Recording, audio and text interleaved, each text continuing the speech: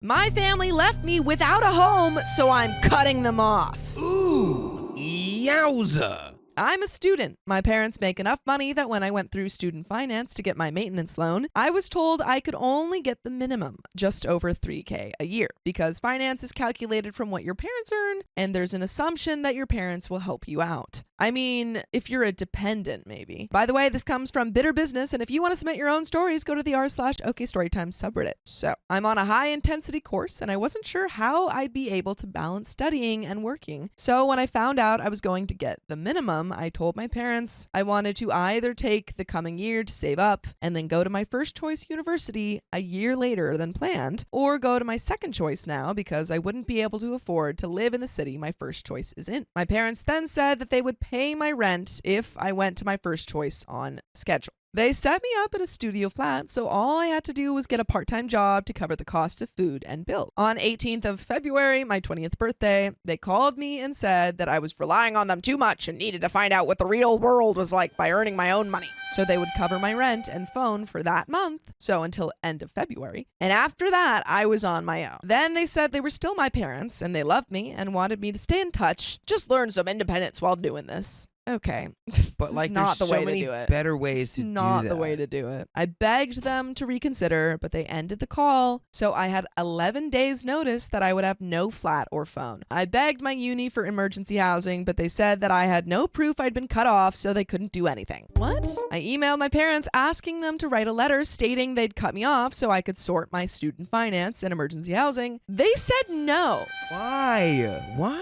Why are the parents? They're actively hindering you. It feels like they don't want you to go to college. They're roadblocking you right now. I asked work if I could take on more hours and was told that due to my contract, I can't do any more than I'm already doing. So I'm now looking for a second job. I'm sleeping on a friend's sofa until a place I can afford opens up. And as I still don't have proof I've been cut off for student finance, I will probably have to drop out this summer. I got a Facebook message from them today telling me they were disappointed I didn't call on Mom's birthday a couple of days ago. Wow. Yeah. I don't want to have a relationship with you guys. We're really disappointed in you. Oh my goodness. It's like, well, boing flip, I'm disappointed in you for handling this as poorly as possible. And that I've not given them my new phone number yet. I responded telling them the position I'm currently in and that I no longer want a relationship with them. I've gotten a bunch of messages from them and my brothers asking me to reconsider. My friend says I shouldn't feel bad, but I feel incredibly guilty and like a spoiled brat because I don't love my family for their money. I love them because they're my family, but at the same time, they're really screwing me over here. Am I the a-hole for not wanting a relationship with them? And there is an update, but Dakota, what do you say?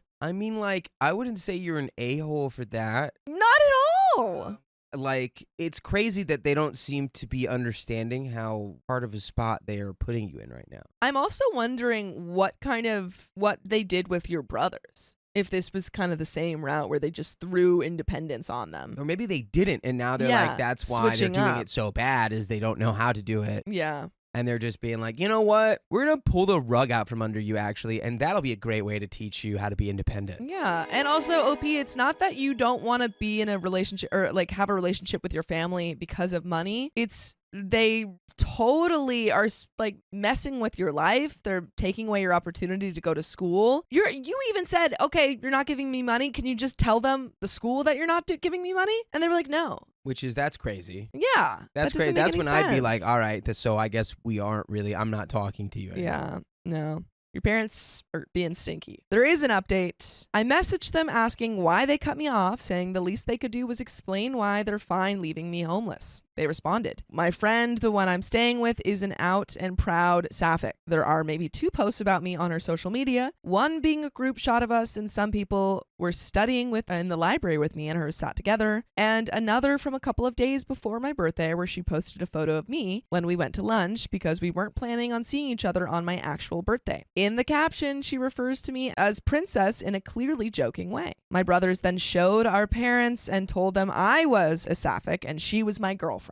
So now I have proof that they cut me off, proof they are homophobic, and confirmation that they can and will switch on me at the drop of a hat, as well as proof of my brothers who are older than me and living with their parents being jealous crapheads. Now it makes sense. They hate the gays. They didn't just tell me this on the phone because they hoped I'd figured it out, which is tricky given that it's not effing true. Apparently, there's enough affection still there for them to expect a call on Mom's birthday, but not enough to not totally F me over. Yeah, it's so weird. It's weird. Yeah, I honestly, I can't pin down what they actually wanted out of this. Yeah.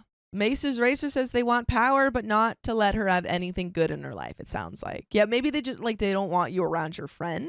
Which just sounds like they don't want you to be a lesbian. But, like, why And they're just like, all right, if we completely destabilize her ability to stay in school, then that... So then they're she'll like, learn her lesson or something, and then... Let's make our daughter drop out of college. That way, she won't have a girlfriend. it's weird kind of mental gymnastics that they've done. So yeah, never talking to them again. Any of them. I've sent the screenshots to the person I spoke to in emergency housing, though I've been warned that for something called emergency housing, it's not very fast. My friend has said I can stay with her as long as I need. The reply my parents sent hasn't explicitly said the phrase, "we cut you off because," but given the context of them replying to my message asking why, it should be enough. Thanks everyone. I felt really crappy cutting them off over finances, but now I know they're pure effing evil. I don't feel so bad. I've also sent my parents the screenshots of my brother confirming that he and my brother lied about me, and they're very apologetic, but that doesn't change anything.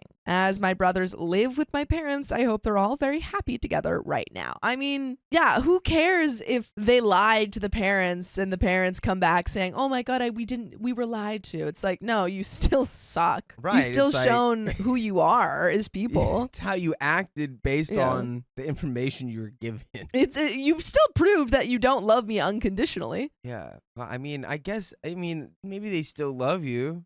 But not unconditionally. But like, the condition that they love you on is that you're straight. Well, the condition that they provide anything for you. Yeah. But like, yeah, you can still call them if you're not straight, but they won't pay any. Like, we love you. We just don't want to prop up your gay lifestyle. Yeah, they stink. You can prop that one up yourself. New plan, OP says. Changing the focus of my studies going into third year to focus on the subjects I want to do, not the ones my parents wanted me to do. If I do this, I have a far better shot at getting a work placement. It's far less popular than my current field of study. And if I get a work placement, I can spend my third year working full time, earning a bit of cash, and then resuming my studies the following year. Failing this, and if I can't get any help from the university or student finance, then I will defer my third year and work full time for a year. My friend says I can stay with her as long as I need, and has said if I can't get emergency housing but can sort out my placement or another job, then we could get a place together next year so I have a confirmed roommate. That's great. Okay. Your parents pushed you right into the arms of the gays. That's what they did. I no longer think I'm the a-hole, so I'll probably be taking this down. So here's the thing. I knew it! I might not be straight. I freaking knew it! Wait, what do you I mean? freaking knew it! You might not be straight. I'm figuring it out, and I don't really have the capacity to go through it right now, but I've never said anything to anyone at all, ever, because I knew my parents were homophobic. Oh, wow. So wait a minute. I freaking knew it. She was like, my parents cut me off because they think I'm gay, but I think I'm gay. She's like, they just might be onto something. So my brothers may have thought they were lying, but they also may have been inadvertently correct. And I have to say, being correct by accident is very typical of them. And there is an update. The blind one says, my parents cutting me off for being gay made me gay. That would have been a great title for this. Am I the a-hole for becoming gay after my parents accused me of being gay? Am I the a-hole for my parents making me gay? You did this. But they're not, they don't want it. They didn't mean to. Yeah, I think that is a great end to this. It's not the end of the story, but it is, a great result of this story. I won't be getting emergency housing from uni. What? That is so frustrating. It's like the financial aids. I mean, I don't know where you are. You might be in the UK, but just financial aid in general is such a weird system. It doesn't give people what they need. I've not heard anything, and there's less than a month left before summer, so I'd be shocked if I got it at this stage. I'm still living with my friend. She got me a job at her workplace but refuses to take any rent off me, so I've been repaying her by sneakily buying food and cooking her dinner as I get home before her. Guys, friend? You're cooking your girlfriend. What's going on there? We have plans to move in together this summer, ready for next year. My parents have done a complete 180 and now want me to forgive them so badly that they're still refusing to sign a letter showing they've cut me off. So I'm still effed with student finance. They're like, forgive us or we won't give you any money. We're still cutting you off, but you don't get anything We're from extorting your forgiveness out of you. My parents have also offered me my truck back, so me, my roommate, and 2 more of my friends will be going to my parents' house sometime soon to collect my truck and some things from my room. My tutor has written a letter for me for student finance, which they might accept, but I'm waiting to hear back. Why are they making you jump through so many hoops? Because they're like, you need to learn what it's like How do you to even jump through get- the hoops of life. I don't understand how you get proof that, that your family's not supporting you. Like, what if you have a terrible family? How do you get proof that they're not supporting you? No. Taxes? Taxes? How to do taxes? How do taxes? My course changes were approved, so now I'm doing what I want, not what my parents want, and it looks like I got my work placement. So I'll be either working and studying part-time for 2 years, or working all next year and finishing studies the year after. Either way, I'll be adding an extra year to my course, but I get paid and get relevant experience in my field. By the way, you can get relevant experience with us if you go listen to full episodes with stories just like this. Just go to Spotify, Apple Podcasts, or iHeartRadio and search Poke Storytime. But there is a wee bit left to the story. Do you have any final thoughts? Yeah, I mean, look, this is all a matter of perspective at this point. Your parents, you could be like, grr, like, I'll never talk to them or like them again. And it's like, you have the right to do that. But also, it's like, they've kind of unlocked your new life. You know what I mean? By them being Terrible. nasties, they've now got you with it's your girlfriend, let's say it. It's going to be your girlfriend. This is a long-term thing. Yeah. It's a slow burn. So thanks to your parents, you're now out and about. Well, I don't think they're out. I think they're just like, I think I might be gay. You're like out. I don't think they're out. I don't think they're out to anyone. I think they said, I haven't told anyone this. You're like, and right now coming out to yourself. Yeah, that's true. You're like, I think yeah. I like that girl. Anyway, I mean, your blessing in disguise Yeah. is my point. Yeah. I mean, you don't owe your parents any sort of relationship until they come to you with an actual apology and say, like, I'm so sorry. We realized the error of our ways. I'm so sorry. But right now they're not doing that. Right now they're just, blackmailing you more. Yeah.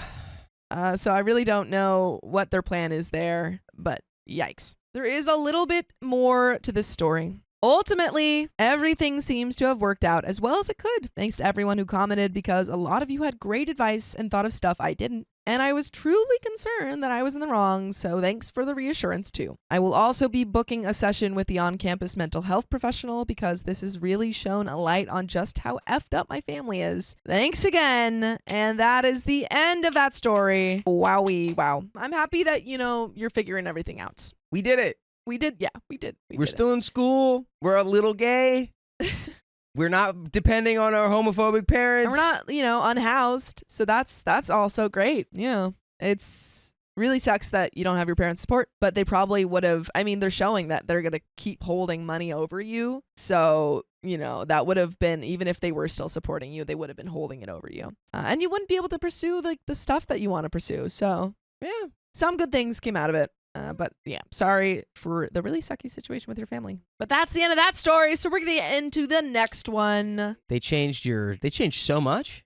They changed your whole career trajectory. Changed your sexuality. Yeah. Great job. Great job, parents. Are we ready for this next story? Yeah, I was about to be like, yeah, you can give me that to me. My mother-in-law bribed me to leave her son alone. What did she bribe you with? My boyfriend, male 36, and I, female 34, have been together a little over a year. His parents hate me over a gift. Oh. I gave a jokey gift in a basket of other gifts to mother-in-law. Not legally, but it's easier to call her that. On Mother's Day. Oh. She and father-in-law have been just awful, but the siblings and significant others have had my back, as well as my boyfriend. By the way, this comes from a user, Think She's My Throwaway. And if you want to submit your own stories, go to the r/OK Storytime subreddit. I'm Dakota. I'm Carly. I'm Riley. And we try to give our best advice, but we haven't experienced Every situation we read about, we're not perfect. If you would do things differently, comment what you would do. So, last night I stepped out to tend my garden and had to get some stuff out of my car. There was a letter on my car. OP, we are deeply sorry if we offended you. Please understand that we as parents love our children, and you have now taken all of them from us. This smear campaign is going overboard. Please do not be cruel. And also a check for $15,000. What just happened in this story? What? I showed this to my boyfriend, and he took pictures and sent it in the sibling group chat. This morning was a blizzard of calls and texts. My boyfriend got texts from his mom, and he asked the obvious WTF. She said she figured that was a peace offering as she knew I grew up poor. Oh. That was done with bad intentions. The rest of the talk went something like this. My boyfriend told his mom that she had gone too far. He said he was sorry, but this was over the line, and told her that we were no contact now and that she was not to contact us, not to come onto our property, and not to come near us. He told her to just stop. His mother replied that she only wanted to protect him, but if he wanted to be stubborn, then so be it. She told him he could keep me if that was what he wanted, but warned him not to lose them. She reminded him that they were his parents and that they loved him, and that while I could leave him at any time, parents never abandon their children. They just pay other people to abandon them, Except- apparently. You just threatened him that he would lose you. Yeah. No, they're not making sense at all. This is all over a gift in a basket. We don't even know what it was. And from this, like, probably a cheap gift, like a cheap, silly, like, ha ha ha ha, A silly hee hee ha ha hoo hoo gift. a little tee-hee. So, my boyfriend told her that if she truly loved him, she would have accepted the person he loves. He said he knew very well she didn't like me because she had made that very clear. She answered by saying I was no good, but admitted it wasn't her choice. She told me he had to make his own mistakes. Oh. She sent a wall of text why I am not good for him. The very apparent reasons of me being queer and not religious were there, but here are my favorite other ones. I am thin, so clearly I must be on substances. I garden, and clearly I am growing substances. I am of a particular race, and in certain parts of town, that race sells substances. Our children will be sick because I will do substances while pregnant. Oh, and I like anime, which means I'm immature. There were more, but it's just bizarre. Effing heck advice. It doesn't seem very bizarre. It feels like they think that you Are on substances. are slanging and smoking the devil's lettuce. That's crazy. Every single reason besides anime Yeah, was about substances. and that's just the ones that they wrote down. I'm sure there was more about substances. Okay, we have an update, but like we already know what I would do. I'm taking the 15K. I'm going no contact. I take the 15K and I go, let me know when you wake up out of your stupor and you come to your senses and realize the way you talked about my partner is unacceptable. I am probably questionably not taking the money, but definitely not talking to them anymore. Out of just like principle or like fear that they'll retaliate? More so like even though they were like terrible to me, I just wouldn't want their money. I don't know. Yeah, it's my money once it's mine. Say, it It's used to just be your money. The way that it came from, and potential retaliation. Not that I think that they could retaliate against that. It would just be like another stress and another headache that I'd just be like, oh my God, I don't want to. If my partner wanted to cash it, sure. Yeah. Yeah, he can take me on a vacation There's- with it, There's but nothing that. I'm personally block not button putting it can't in handle. my bank. He can put it in his bank. Yeah. Well, he can't put it in his bank. It's got your name on it. Yeah, maybe it has both their names on it. You don't know. I don't know. I probably think- just hers because yeah. it was breakup money. Yeah. Okay, yeah, I don't know. I don't know that I could put it in my account. Okay. Update. So, for those who followed my previous post, there's more. Oh. It is now September, and for a while, things had actually calmed down. I was relaxing, and we, as a family, minus Ben's parents, still got together and stayed in touch. After everyone, all the siblings plus their spouses, collectively bowed out of mother-in-law's birthday in August, my boyfriend Ben, male 36, blocked her number for the day because of the onslaught of woe is me messages and voicemails. I wasn't involved, and frankly, it seemed to overwhelm him. Then, not long after, father-in-law reached out on his own and offered a real apology to me directly. He said he missed his kids, especially Ben, and didn't try to excuse mother-in-law's behavior anymore. I respected that. He seemed very sad and sincere, and he's been slowly getting back into the family. He's mostly quiet, but verbally kind and thoughtful. He didn't tell mother-in-law about any of this, which becomes relevant. Oh, no. Yeah. Once mother-in-law realized father-in-law was seeing everyone behind her back, she panicked. She sent me an Instagram DM, yes, really. And that alone was shocking because this woman barely knows how to work her iPhone, let alone Instagram. The message was long, but not an apology. More of an, I'm sorry you feel that way, dressed in guilt sprinkles and vague sadness. I wasn't going to respond, but she begged Ben and eventually asked to meet in person to offer a real apology. Okay. Girl, if you can't write one, how am I going to think you can say one? I feel like she's just using the, like, I want to do it face to face kind of thing. Which, Yeah. like, I'm not buying it. So, last Friday, we met with her. And I'm going to be real with y'all, she cried. Not big sobs, but quiet tears. She was clearly trying to hold back.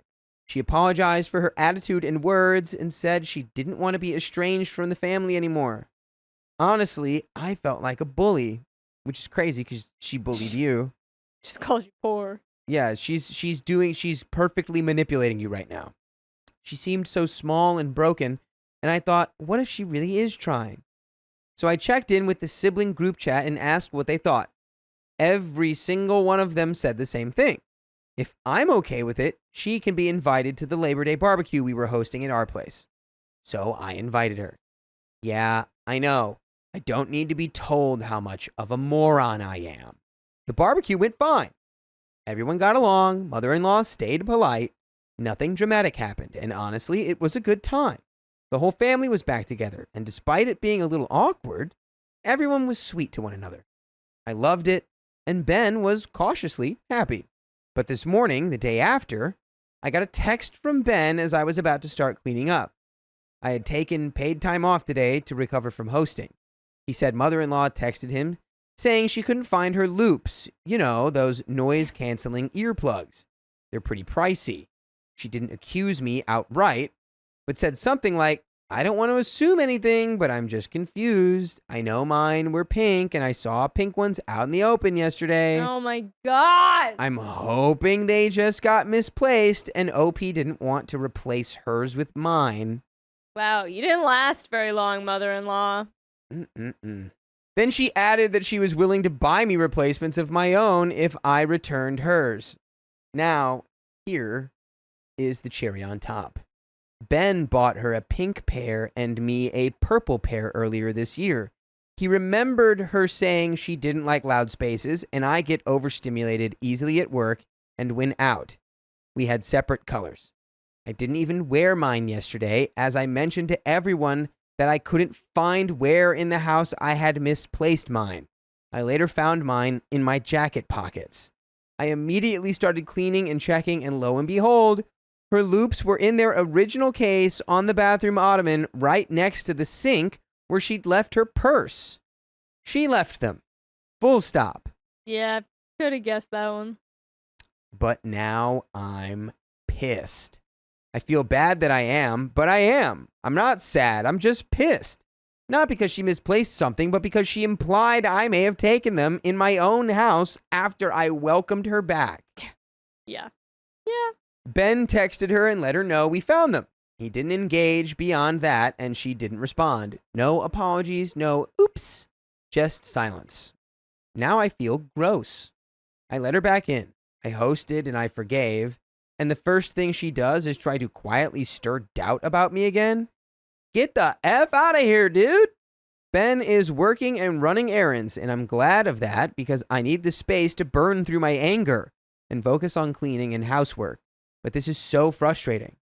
And there's a second update. Oh my God. She's terrible. She's the worst.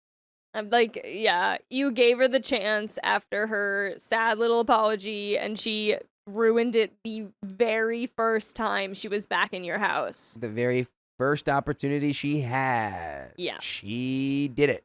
Yep. She did She it. tried to say that you stole something. She planted her own headphones in your bathroom to be like, oh my God, she stole them. Well, it's just crazy to be like, if she gives me back mine, I'll buy her a new pair because she's so poor. Just buy It's yourself the a new exact pair. same thing. Yeah. Crazy. Update number 2. So Ben came home last night, and I took the liberty of cooking dinner, which was funny because he had takeout from my favorite place. We both looked at each other like, uh-oh. We knew it was serious. We sat down and started in on both meals buffet style and started talking. Thankfully, we were both on the same page. It broke his heart, but he just can't forgive her, and he also doesn't trust her. And I felt the same. We cried because Ben had been on the fence about a new job opportunity. It's not in the bag, but he didn't know whether to throw his hat into the ring. It won't take us too far, but far enough, and he hesitated to be that far from his aging parents. We would move together and possibly look at getting engaged in the next year or so. We want a long engagement, so that would be perfect if he got the higher paying job and we could really start saving for the wedding and honeymoon.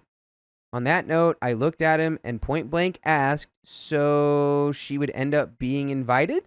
He paused, but then suggested a small dinner with family. If she's reformed by then, we're talking a year at least into the future, maybe she could go to that, but she would have to prove to me she can be trusted enough to go to the wedding.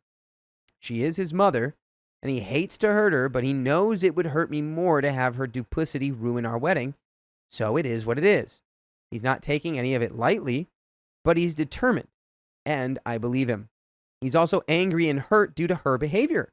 As for the here and now, her things will be mailed with a letter we both wrote together.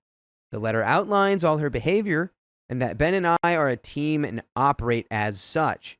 It explains that she is responsible for her actions and what they cause.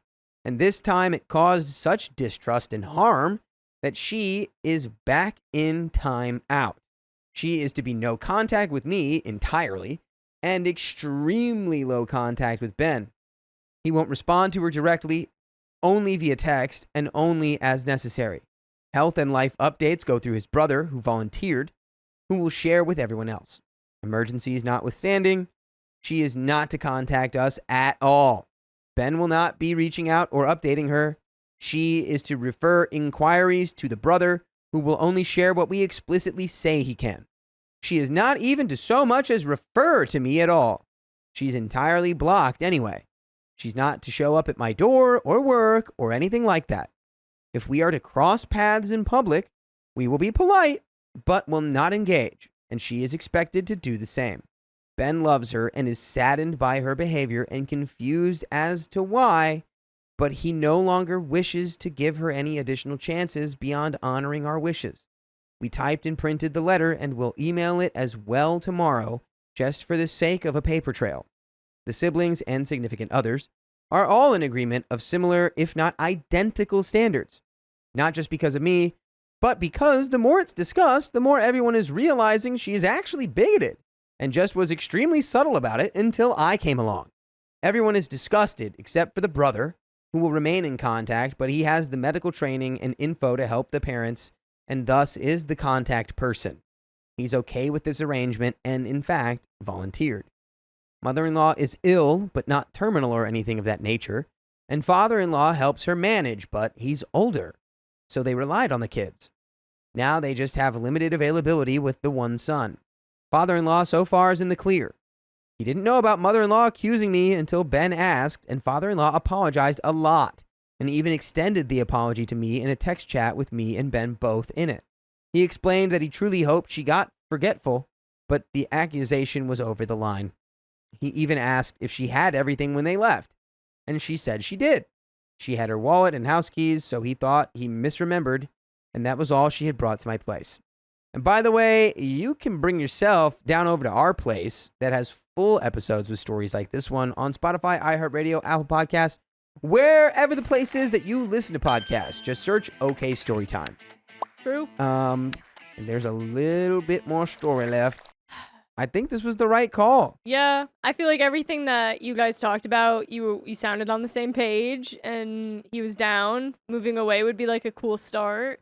I feel like the whole wedding thing, if she can prove that she's cooler in the future somehow, you still put like the coolest of his siblings on like mother-in-law duty. Yeah. And the second that she does like anything, like I don't even know that she gets a pre-wedding warning, like you do one thing, you're out. Yeah, I mean, maybe even put father-in-law on there, because he seems like maybe father-in-law could be the wrangler. I was originally thinking father-in-law. I think father-in-law for sure, but I think there should still be a sibling that's willing to enforce. Yeah, 'Cause I don't know if father-in-law is going to kick her out if that means that he has to leave with her. True. If it means. He might be able to stay. Yeah, and it's like, who knows? There's time for her to make amends and change and apologize and make progress. But she seems like a stubborn goat. So, Disgusting. I'm tired and back to work today. Ben left the box for his mom in an overnight delivery yesterday. I feel awful, but thankful he and the majority of the family are on my side. Ben's aunt has been pestering him to show respect and properly love his mother, as has her husband and some cousins. But so far, he hasn't cared, and they only contact him. That's it, I guess. I think the saga is otherwise over, unless she burns my house down or something crazy. And I think she is simply too lazy for that level of insanity. Hopefully, Ben gets the job, but if not, I'm still applying elsewhere as well for higher pay, and we've agreed we will move based on pay. And that is the end of that That's all story. she wrote. My parents forbid me from speaking to my stepsister, but won't tell me why. You can't talk to her. In May this year, my mother, 43 female, caught the thing that shall not be named. No symptoms, so she was fine and is fine. And my stepfather, 49 male, was presenting a few symptoms, but neither she or him were bad enough to be admitted at an hospital, so doctors recommended staying at home and all that.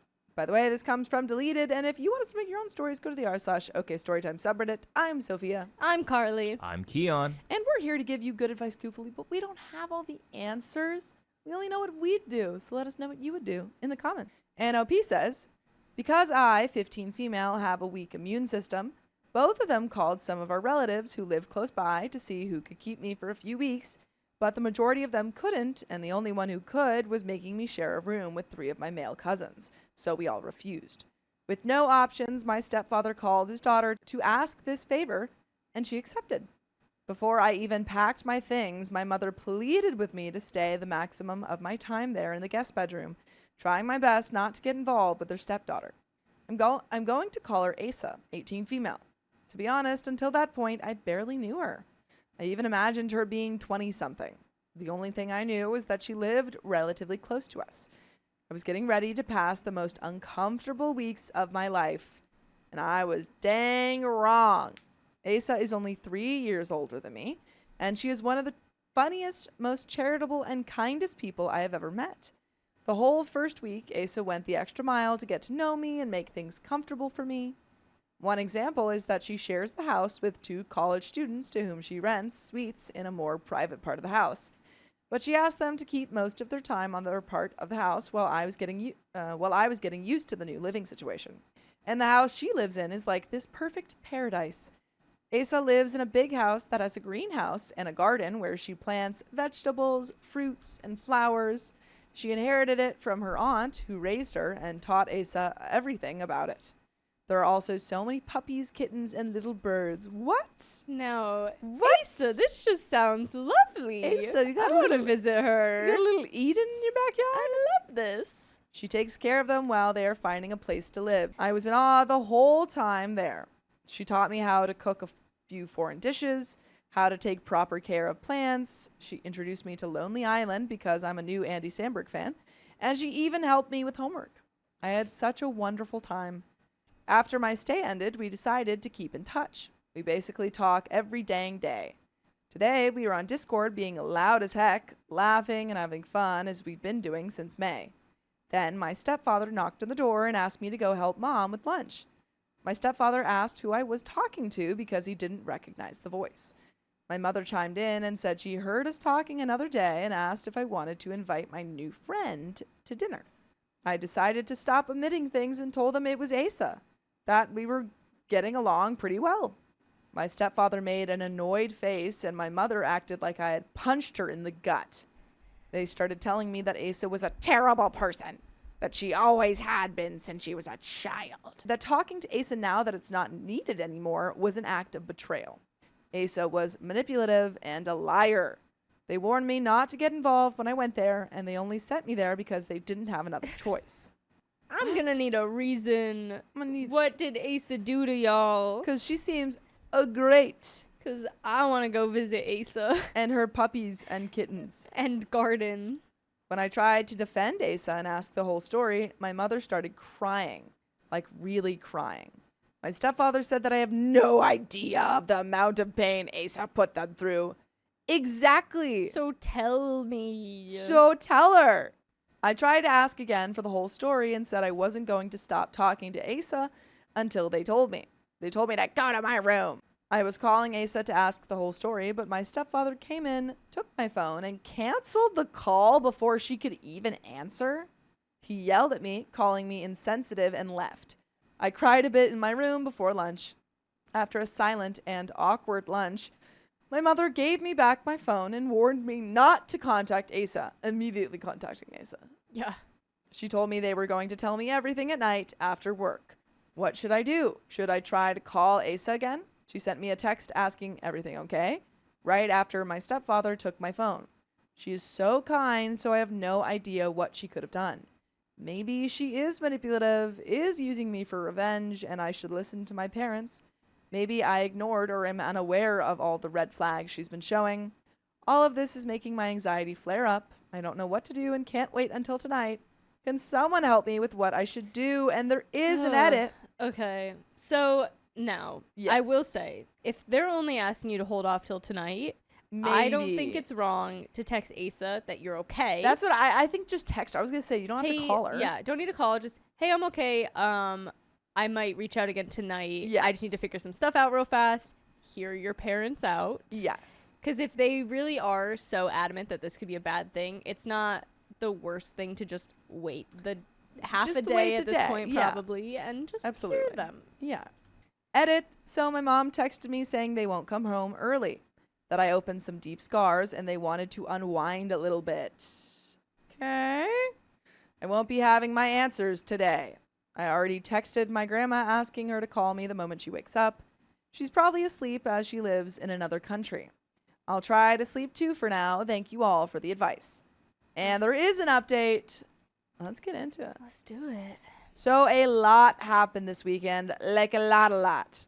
Asa is aware of this post and gave me full permission to post it. I got all the information that I wanted, and in the end, I really regret learning it. Oh. To be honest, I can't look my mom and stepfather in the face anymore. Before I start, I want to make two things clear. First, I wouldn't do this update if it weren't for people genuinely concerned about Asa. And second, because I know a lot of you are thinking this happened because it is something real that happens with a lot of people from all genders, Asa wasn't SA'd. Great. None of the sides of the story contradict each other, so I will tell everything in order of what happened. I will be calling Asa's deceased aunt Lily. So basically, my stepfather never got along with his sister. They hated each other because my stepfather is ableist and Lily has Down syndrome. His father also hated his own daughter, so my stepfather's mom bought another house on the other side of the city and lived going from one side to another. When his father passed away, his mother sold the house and asked him to live with them in Lily's house. Because he said the same thing as his father, she cut him out until Asa was born. Asa was born from a shotgun wedding. Her grandmother would take care of her together with Lily almost every day. When Asa was 6, her parents got divorced.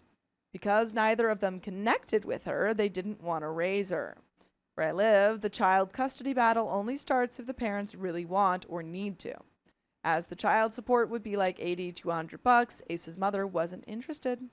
They were going to put her into the adoption system when Lily decided to adopt her instead.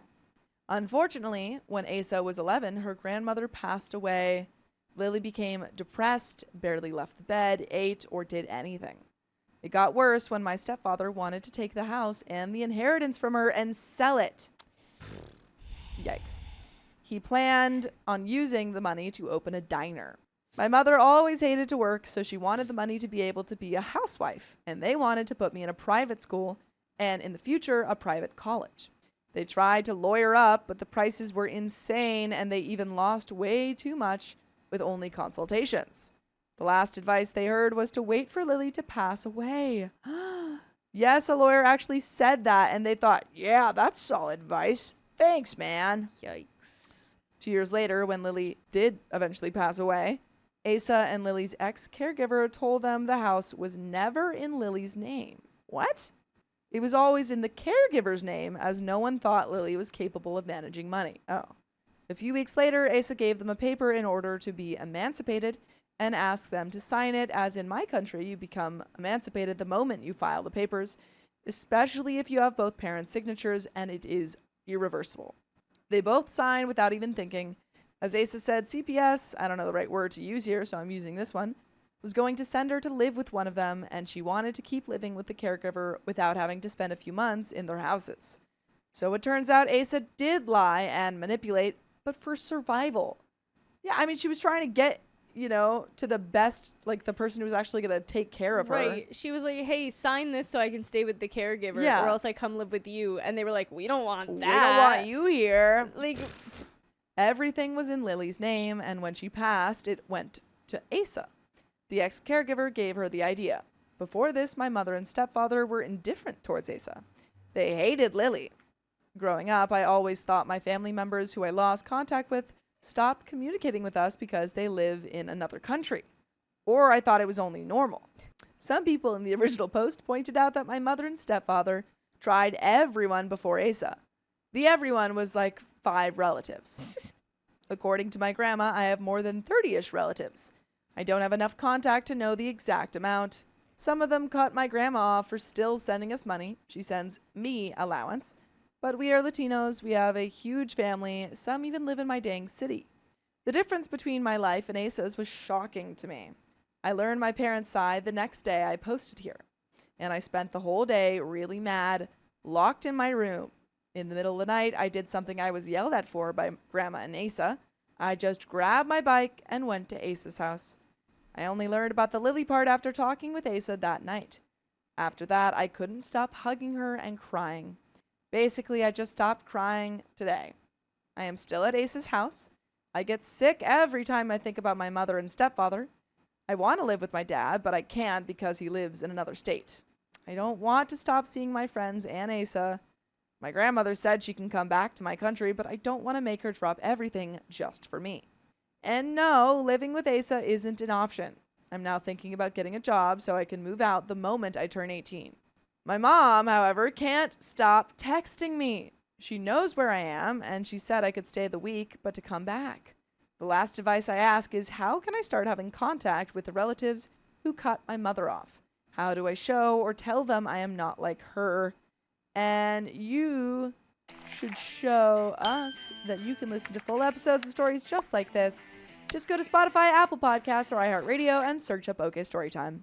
But there is a little bit left to this story. Any final thoughts? oh, I mean, I feel like just reach out to if you can get their contact of these people you haven't talked to, reach through the out grandma, and maybe. just explain that. Yeah. Edit, my other relatives do not know Asa. They never even saw her. They just know how much of an a-hole my stepfather and mother are. I'm leaving out a lot of personal things, but the reason why Asa accepted taking me in was because she always wanted to meet one of her step-siblings. Outside the ex-caregiver, and now me, Asa doesn't have a family. So when my stepfather called, she ignored everything he said and only wanted the opportunity to meet me. She also was really scared of the possibility of me becoming an orphan. She didn't know my dad or grandma existed. And that is the end of that story, folks. Wow. Boy, A oh plus boy. Asa. Yeah, Asa, you're a star. Yeah. And you're doing great. And don't let anyone tell you Your otherwise. house sounds so cool. It sounds awesome, and I want to live there. Yeah. My mother abandoned me for years, and now she wants me back?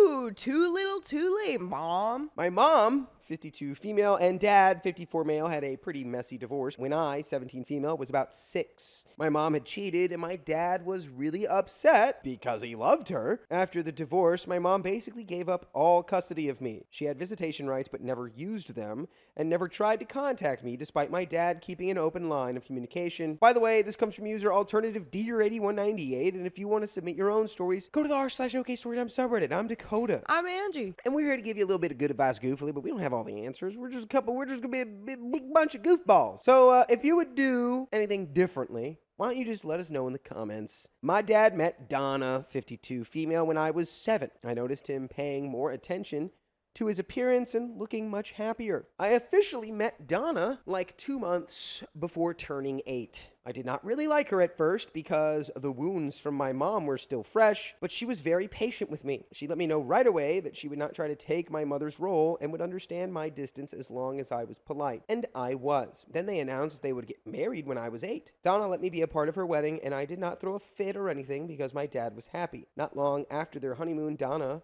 was expecting. What? This is where I think our relationship started to change. She let me be a part of her pregnancy the whole way. She asked me for ideas on the nursery, paint colors, toys. She even wanted me to help name my future half-sibling. I started getting much closer to her, and it really helped me cope with my mom's absence. Donna ended up having triplet boys, and she even took one of my name ideas for one of my brothers. Despite what some people think of their half-siblings, Donna's and my dad's kids really felt like they were my brothers. She didn't even let her parents see the triplets before I did. The boys are 9 now, and I love them with every fiber of my being. They are all so cute and sweet with their own personalities. Donna and I are really close now, and I even asked if I could call her mom when I was 14. This is where everything goes downhill. When I turned 15, my mom came back into the picture. She suddenly wanted to see me and actually took my dad to court to get custody. For some reason, the judge took pity on her and gave her 50-50 custody. My mom had remarried to Jim, and they also have 4 kids together, 2 of which are from Jim's previous marriage. I guess my mom thought everything would be okay with us, but let's just say we do not get along. I'll admit I did act like a witch sometimes at her house. Jim also thought that I should treat him like a father, which did not go over well. And they all thought that I would treat my half-siblings like actual siblings, and I do not. I just don't feel the same way about them as I do the triplets. And actually, I know why. They're all huge brats. They cry constantly, even more than the triplets did as babies. And they are asking always to play with me even when I have schoolwork. Mom gets mad at me if I don't want to, so I always just stay in my room, which is the basement, when I am there. Now on to the issue. I was at my mom's house 2 weeks ago for the weekend and was about to go back to my dad's. My dad came to pick me up with one of the triplets because he had a stomach ache. I had taken him out of his booster seat and was playing with him a little before I got into the car. Apparently, one of my half-sisters saw that and was inconsolable to my mom. She called me a couple hours later to yell at me about it. She basically said, "Do you not love your siblings too?"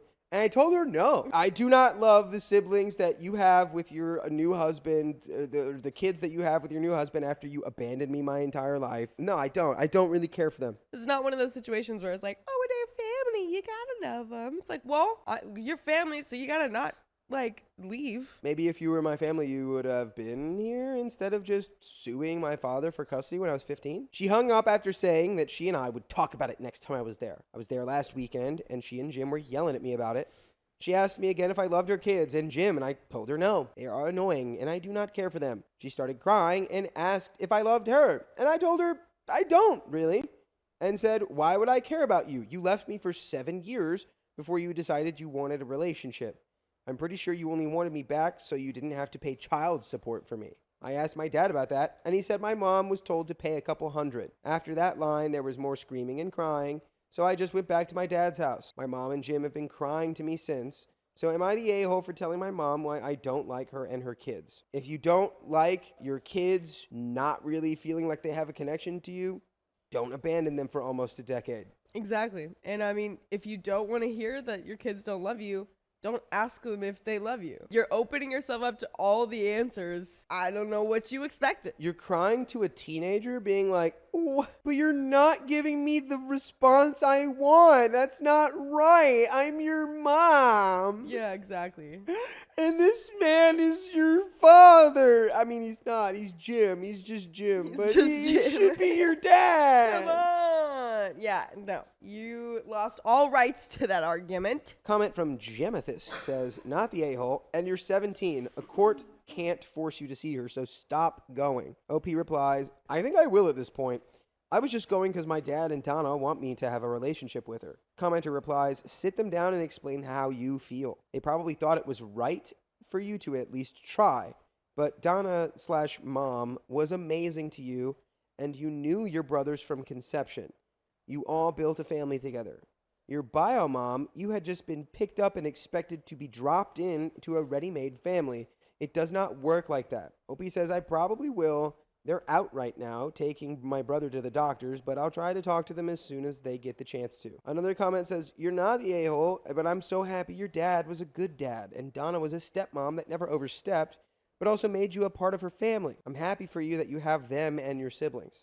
OP says, they really are the best parents. Some of my extended family was mad that he moved on so quickly, but I know he really needed someone in that dark time. Plus, I have the best brothers in the world and a new mom. Another comment says, not the a-hole, expecting a child you abandoned to just suddenly start loving you like nothing happened is absurd enough. Expecting you to treat a stranger you met at 15 years old as a father figure is beyond laughable. OP says, the funny thing is she tried those exact same words when she was talking about Donna. She said that I couldn't love her so much because she's just a stranger and I'm your mother. Sorry, Mom, but I've literally known Donna longer than I've known you. Update. I got a call a couple minutes ago from my mom. She basically said she's going to go to court again to try and fight my dad for full custody of me. Like, sure, the courts are going to give you full custody of your 17-year-old daughter that you did not see for about 9 years. I'm seriously debating on just not going again for the weekend.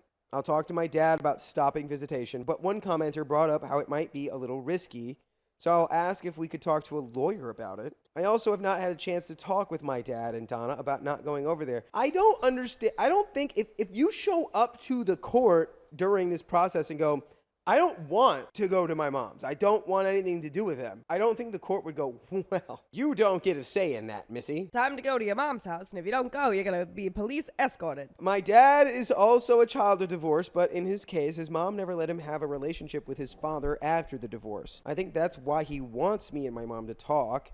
I'll talk to them about this when I have a chance. And by the way, you have a chance to listen to full episodes of stories like this on your favorite podcast platform, iHeartRadio, Spotify, Apple Podcasts. Just search OK Storytime, and you can listen until Scarlett O'Hara tells you to stop. Whoever was that lady from The Aviator who was flirting with Leonardo DiCaprio? She's like, I like a man who flies planes, and I want to fly the plane, and I play golf. Look at me. I like women. They were Vivian married. Lee played in According to Carly. Scarlett O'Hara. So Scarlett O'Hara will definitely never tell you to stop I'll watching look it her up videos. after this. We got another update. You don't like your mom's. She abandoned you for 9 years. She's definitely not going about it the right way. She's saying, I'm going to get full custody of you. She's literally acting like a little petulant child. Yeah. Over her own abandonment of you. She's acting like you ran away from home for 9 years. Exactly. Like, that's not what happened. Update number 2. I kind of forgot about this, and now I'm prepping for college. An update on Mom. Of course, nothing happened with the lawyer junk, and I honestly don't know what she expected, but I decided that I was going to stop visitation. As much as I wish my relationship with her worked out, I just needed to understand that despite her having me, she was never really my mom. But that does not matter anymore. I got Donna, Dad, and that is all that matters to me. Also, I'm 18 now, so she can't really enforce it. And I know some people said to block her, but I did not have to because she blocked me. I still did block her back just to make sure. So this is the end with my mom and step family. And that is the end of that story. Well, screw that, Mom. Yeah, what a little loser lady. Loser Little lady loser. alert. Loser. I say that you're guilty with loser lady offenses. We're going to send you over to the loser lady island. Yes, where you Where you belong. can live with whoever played Scarlett O'Hara, whoever we are saying played, I don't know. Well, yes. Hey, But who is to give credit to for the I've got it right now. What is it? The Atlantic transatlantic accent. Thanks, Carly. I saw like a video of it the other day, meaning like a month ago. It was But- Katharine Hepburn. Oh, it was Catherine Yeah, Hepburn. Katharine Hepburn. Catherine Hepburn. That's me. I think that was your first guess way Yeah. back when. My dad forgot my birthday for 44 years, so I finally forgot his. Very happy unbirthday. My 44 female, dad 73 male, has never remembered my birthday. It was slightly covered up when I was a child because my mom always remembered. But a couple of times when she wasn't around, it fell to him and he totally failed. By the way, this comes from, yup, it was me, mate. And if you want to submit your own stories, go to the r/OK Storytime subreddit. I am Savannah. I'm Carly. And we are here to give some advice goofily, but obviously we don't have all the answers. We would just tell you what we would do in this situation. We would love to know what you would do in the comments. As OP says, so for example, I got nothing on my 18th birthday because my mom was away for 3 months. My sister, 46 female, had a party with friends, a new dress, and lovely gifts when she turned 18. Every year, it's the same. My 2 siblings, I also have a much younger brother, 33 male, aren't great at this kind of thing, but I always remind them it's dad's birthday so they can send him a card and call. Since my mom passed away a decade ago, I usually take him out to dinner and give him a gift so he's not alone. A couple of times I've thrown him a surprise party, and for his 70th, I threw a big event where his extended family flew in. I always point out to him when he has forgotten mine. I've told him I find it very hurtful. He just shakes it off and says it isn't important, even though I just told him it was important to me. And then he forgets it again every year. This year at Christmas, he was talking about something relevant, so I took the opportunity to tell him that he needs to make the effort. Then I asked him when I was born. He couldn't even come up with the year. Oh, yikes. He mocked me for being sensitive. And inside, I just let it all go. He has a phenomenal memory. It's ludicrous that he won't do this for me. I don't even want a gift. Though I won't lie, it would be nice. Just a happy birthday call or a card. Well, his 73rd birthday just rolled around. I didn't remind my siblings about it, so they both forgot. He rang me the day before. I knew why, but I chatted about random things and then said I had to run and quickly ended the call. On his birthday, I turned off my phone and went out. He rang me the next day and said that no one remembered his birthday, not even a card or a phone call, and he spent it alone. I guarantee Aw. that's a And first. was he sad and sensitive about it? Yeah, maybe you shouldn't be so sensitive, Dad. Yeah, come on. It's just your birthday, Dad. Yeah, it's not a big deal. I told him he had made it abundantly clear that birthdays were not important and that he was reaping what he sowed. He grumpily agreed with me, but he's still mad. I'm sorry his feelings got hurt because I do love him, but I think this is the way it's going to be from now on. Unless he steps up and gets me flowers, a kitten, and some Turkish delight for my 45th, in which, that case, we're all good. Honestly, you deserve it, though. For all the times you've missed it, I would ask for all of those as well. Yeah, I would ask, though. Like, he's got to know. I'd send him a list. Yeah. Like, this is Demands. what I want. This is what I'm demanding for my 45th. Just FYI, I don't neglect him. I order his groceries every week and bring him around to dinner every Monday. And this is a blind spot for him. He's honestly a nice man and can be very generous when it occurs to him. Consensus. Not the a-hole. Comments by OP. I mean, I won't lie, it did feel a little bit good, and that made me feel guilty, hence this post. And there is a comment. You showed him what you feel like every year. I don't Yeah. know. It's kind of just giving him a taste of his own medicine, and Yeah. even though he is, like, old, and, like, I do feel bad for being mean to old people. But, like, I don't know. It's one thing to, like, forget it maybe once or twice, but, like, every year for, like, 40 years is crazy. Yeah. That's when it's like, okay, you obviously don't care about me, so why should I care about you? You know, type of thing. I get where you're coming from, OP.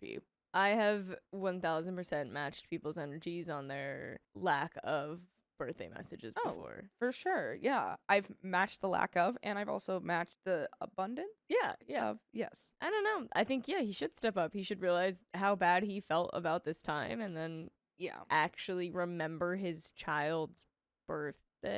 I also think it's funny that, like, he remembers, like, the other kids' birthdays. Right. And they don't even remember his. Like, she reminds them. Right. So it's like, Dad, I actually do care about you, and this is what you do every single year. So, like, just let that sit with you. I don't know. You the a-hole. Bet you regret this when he's gone. Oh.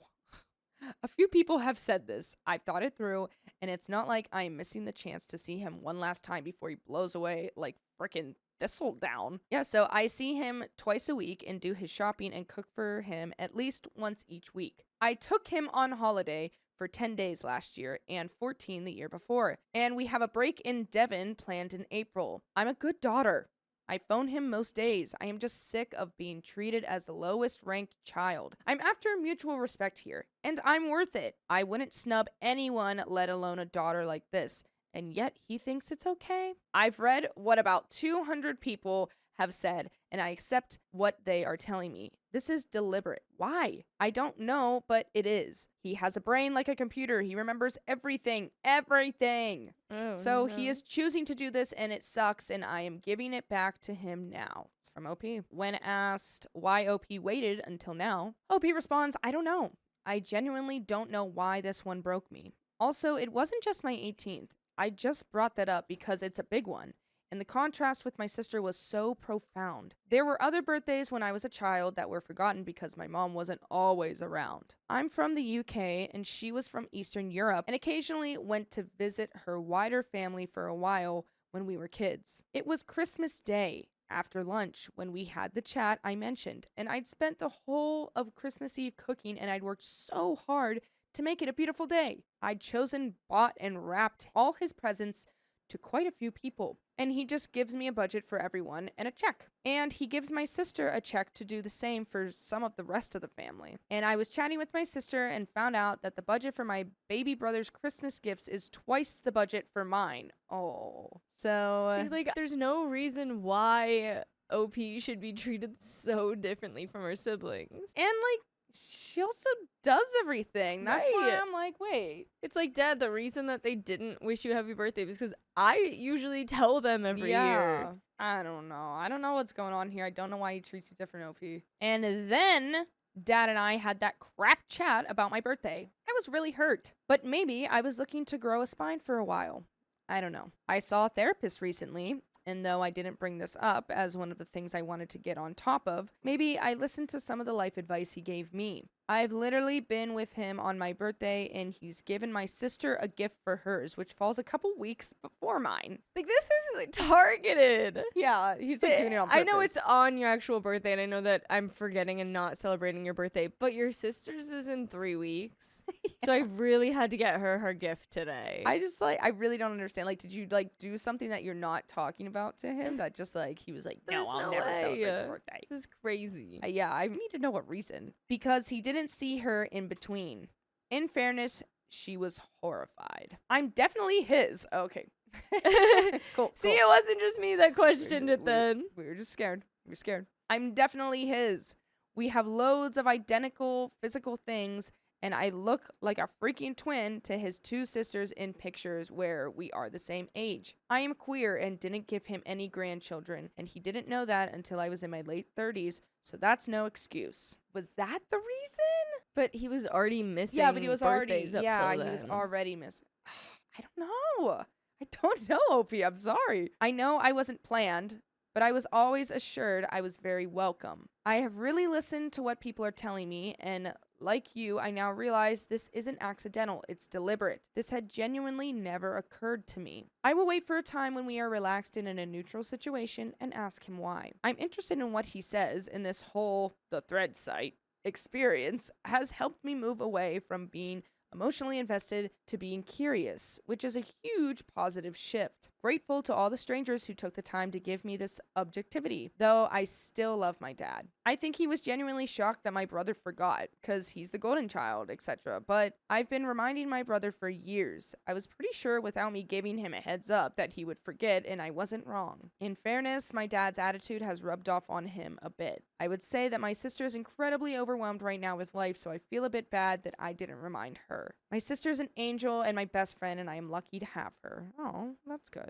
We are actually good friends most of the time. He is a bit of a dinosaur when it comes to women, and people who like the same gender. So I guess I am never going to be the special one, but he and I usually get on well together. And he wasn't a terrible dad. When I was young, he did not have a son, so I was very much his stand-in son, and we were very close.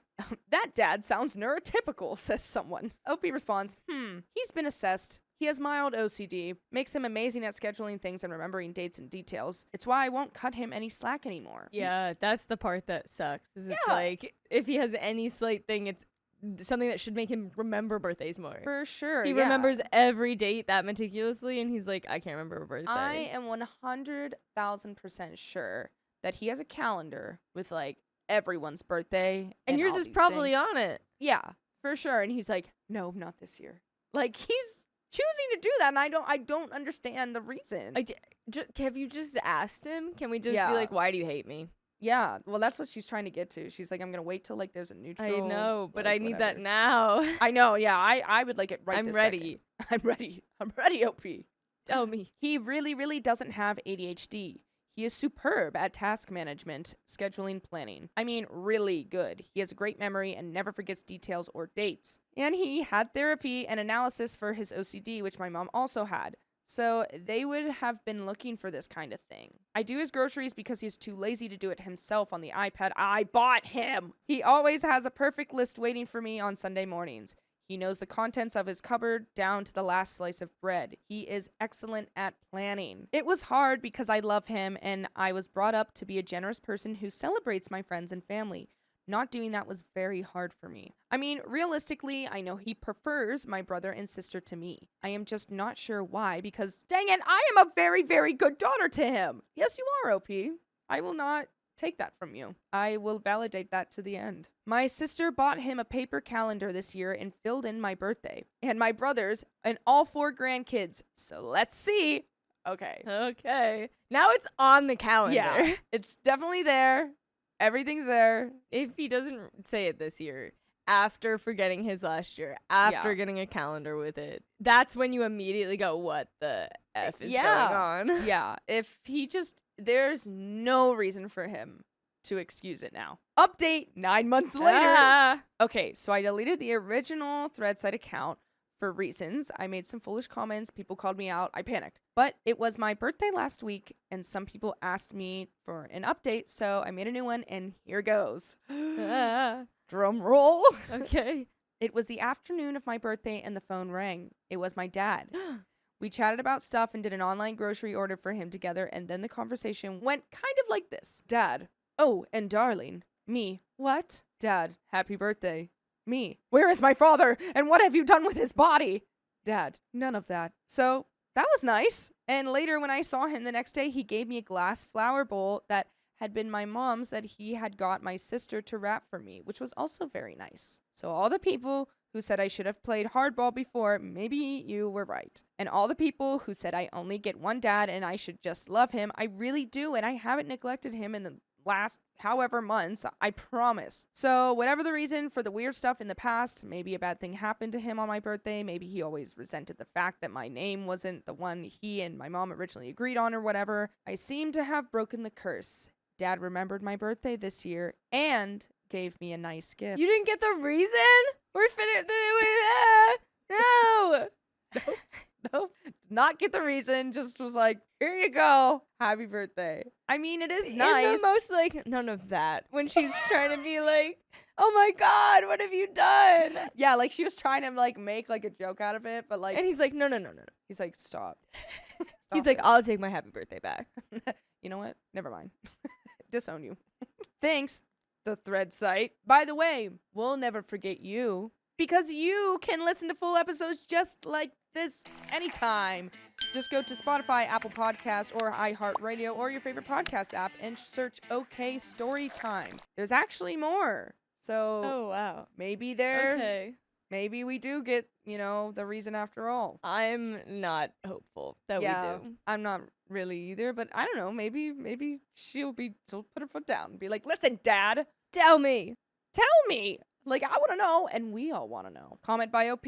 I've been thinking about it since my first post when the thread site made me realize there was a deliberate element going on here, and I have decided it was a case of extreme doubling down. He felt guilty about missing my important birthdays when I was young, and it made him feel better to take the "but it didn't matter because it wasn't important" path than to just apologize and improve. I forced a change in quite a harsh manner, and he has buckled. People are complicated creatures. And that's the end. Miserable. Then let's arrange a divorce. And there's a trigger warning for verbal abuse. I, 20 female, was born and raised in Canada, but my parents are from Asia. My parents arranged for me to marry a guy, 24 male, of their choosing from their home country. By the way, this comes from user Midnight Eternal, and if you want to submit your own stories, go to the r/OK Storytime subreddit. I'm Dakota. I'm Sophia. And I'm Keon. And we're here to give good advice goofily, but we don't have all the answers. We only know what we'd do, so let us know what you would do in the comments. OP says, at the time, I was pretty naive and agreed without much thought, thinking it was far in the future. 4 years passed, we went on vacation to their country, my third time ever being there, and there I was, about to be married off to a stranger. Even before that, wait, so you agreed to this at 16? You can't really agree to that at 16. Illegal? Well, no, you agreed, you implicitly agreed at 16, and then Not 4 to- years okay, went by. Okay, I see. And it's like, Well, any contract with a minor is not legally binding. have you heard of this thing called changing your mind? Please change your mind. Even before the marriage, things went wrong repeatedly. The wedding nearly got called off 4 times because my husband's family either insulted mine or tried to weasel out of paying their share of the wedding expenses. At this point, I had strong misgivings about these people, but my parents assured me it was all misunderstandings and that they were good people, just sensitive about money. My family isn't well off, but we were slightly better off than my husband's family. My parents and his parents used to be very close, which initially led to the arranged marriage. Why are we getting our kids married like they're on a play date after Yeah. daycare when they're 3 years old? Once your kids can think for themselves, you kind of are now beyond the time window where play dates and that kind of thing should be allowed, you know? I was never forced into this marriage and always believed my parents were acting in my best interest, but I felt pressured to say yes because I didn't want to disappoint them, aka you were coerced into this marriage. Yeah. A type of force. We got married and I spent about 40 days with my husband in his country. Having never been in a relationship before, I wasn't sure what to expect. Oh. Your parents do not deserve you. Yeah, that's not great. That's not good at all. He seemed nice and considerate, and while we struggled to find common ground for conversation, I enjoyed spending time with him. We had the spicy sleep once, nothing remarkable like most first times, and decided to hold off on the physical relationship while getting to know each other better. We talked about hopes, dreams, aspirations, and children. We seemed to have similar ideas about what we wanted from the relationship and life in general. When I returned to Canada, I resumed my life as a university student. My one dream as the first person in my family to graduate high school is to attend medical school. All right, Carly just walked in here and I got scared immediately. This is the last story I commented before we read it. I was like, yeah, Keon told me that he loved Carly like before they started officially dating. And then I saw you in the comments and you were like, so you did say it first. And then you just walked in and I was like, oh God. I was like, she's here for me. She's here to finally eliminate me. Okay, sorry. I'm incredibly close to achieving this goal with a near perfect GPA and 98th percentile MCAT score. Dang. This final year before applying is crucial. I've sacrificed a lot to get here, and as a result, I'm extremely busy and can't talk to my husband often. I warned him before leaving that I wanted this more than anything in the world, and he said he would always support me. Great, the stranger you know for less than a month and a half has said that. We can stake our lives on that. Yeah. But once I became less responsive on the phone, he grew clingy, constantly asking, why aren't you answering me? What are you doing? Why are you ignoring me? I felt guilted into talking to him every other day before bed, which has taken a toll on my health due to sleep deprivation. 2 months into the marriage, our families had another falling out that remains unresolved. Why did they even want to do it? Your families hate each other. That would piss me off. If the two families that literally forced us to get together didn't even like each other anymore, I'd be like, are you kidding me? Yeah. Are you kidding me? Set sail for divorce. You made me marry this guy. You made me agree to marry this guy at 16. Now you don't even like his family? Yeah.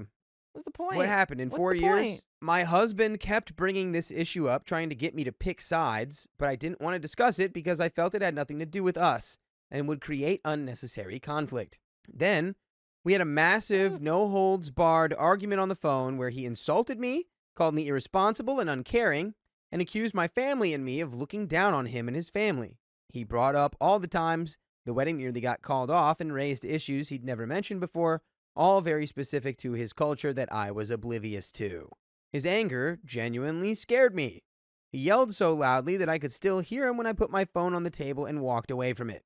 I was deeply hurt and didn't speak to him for 2 days. He apologized, and I made it clear that I would never be able to meet his cultural expectations of what a wife should be.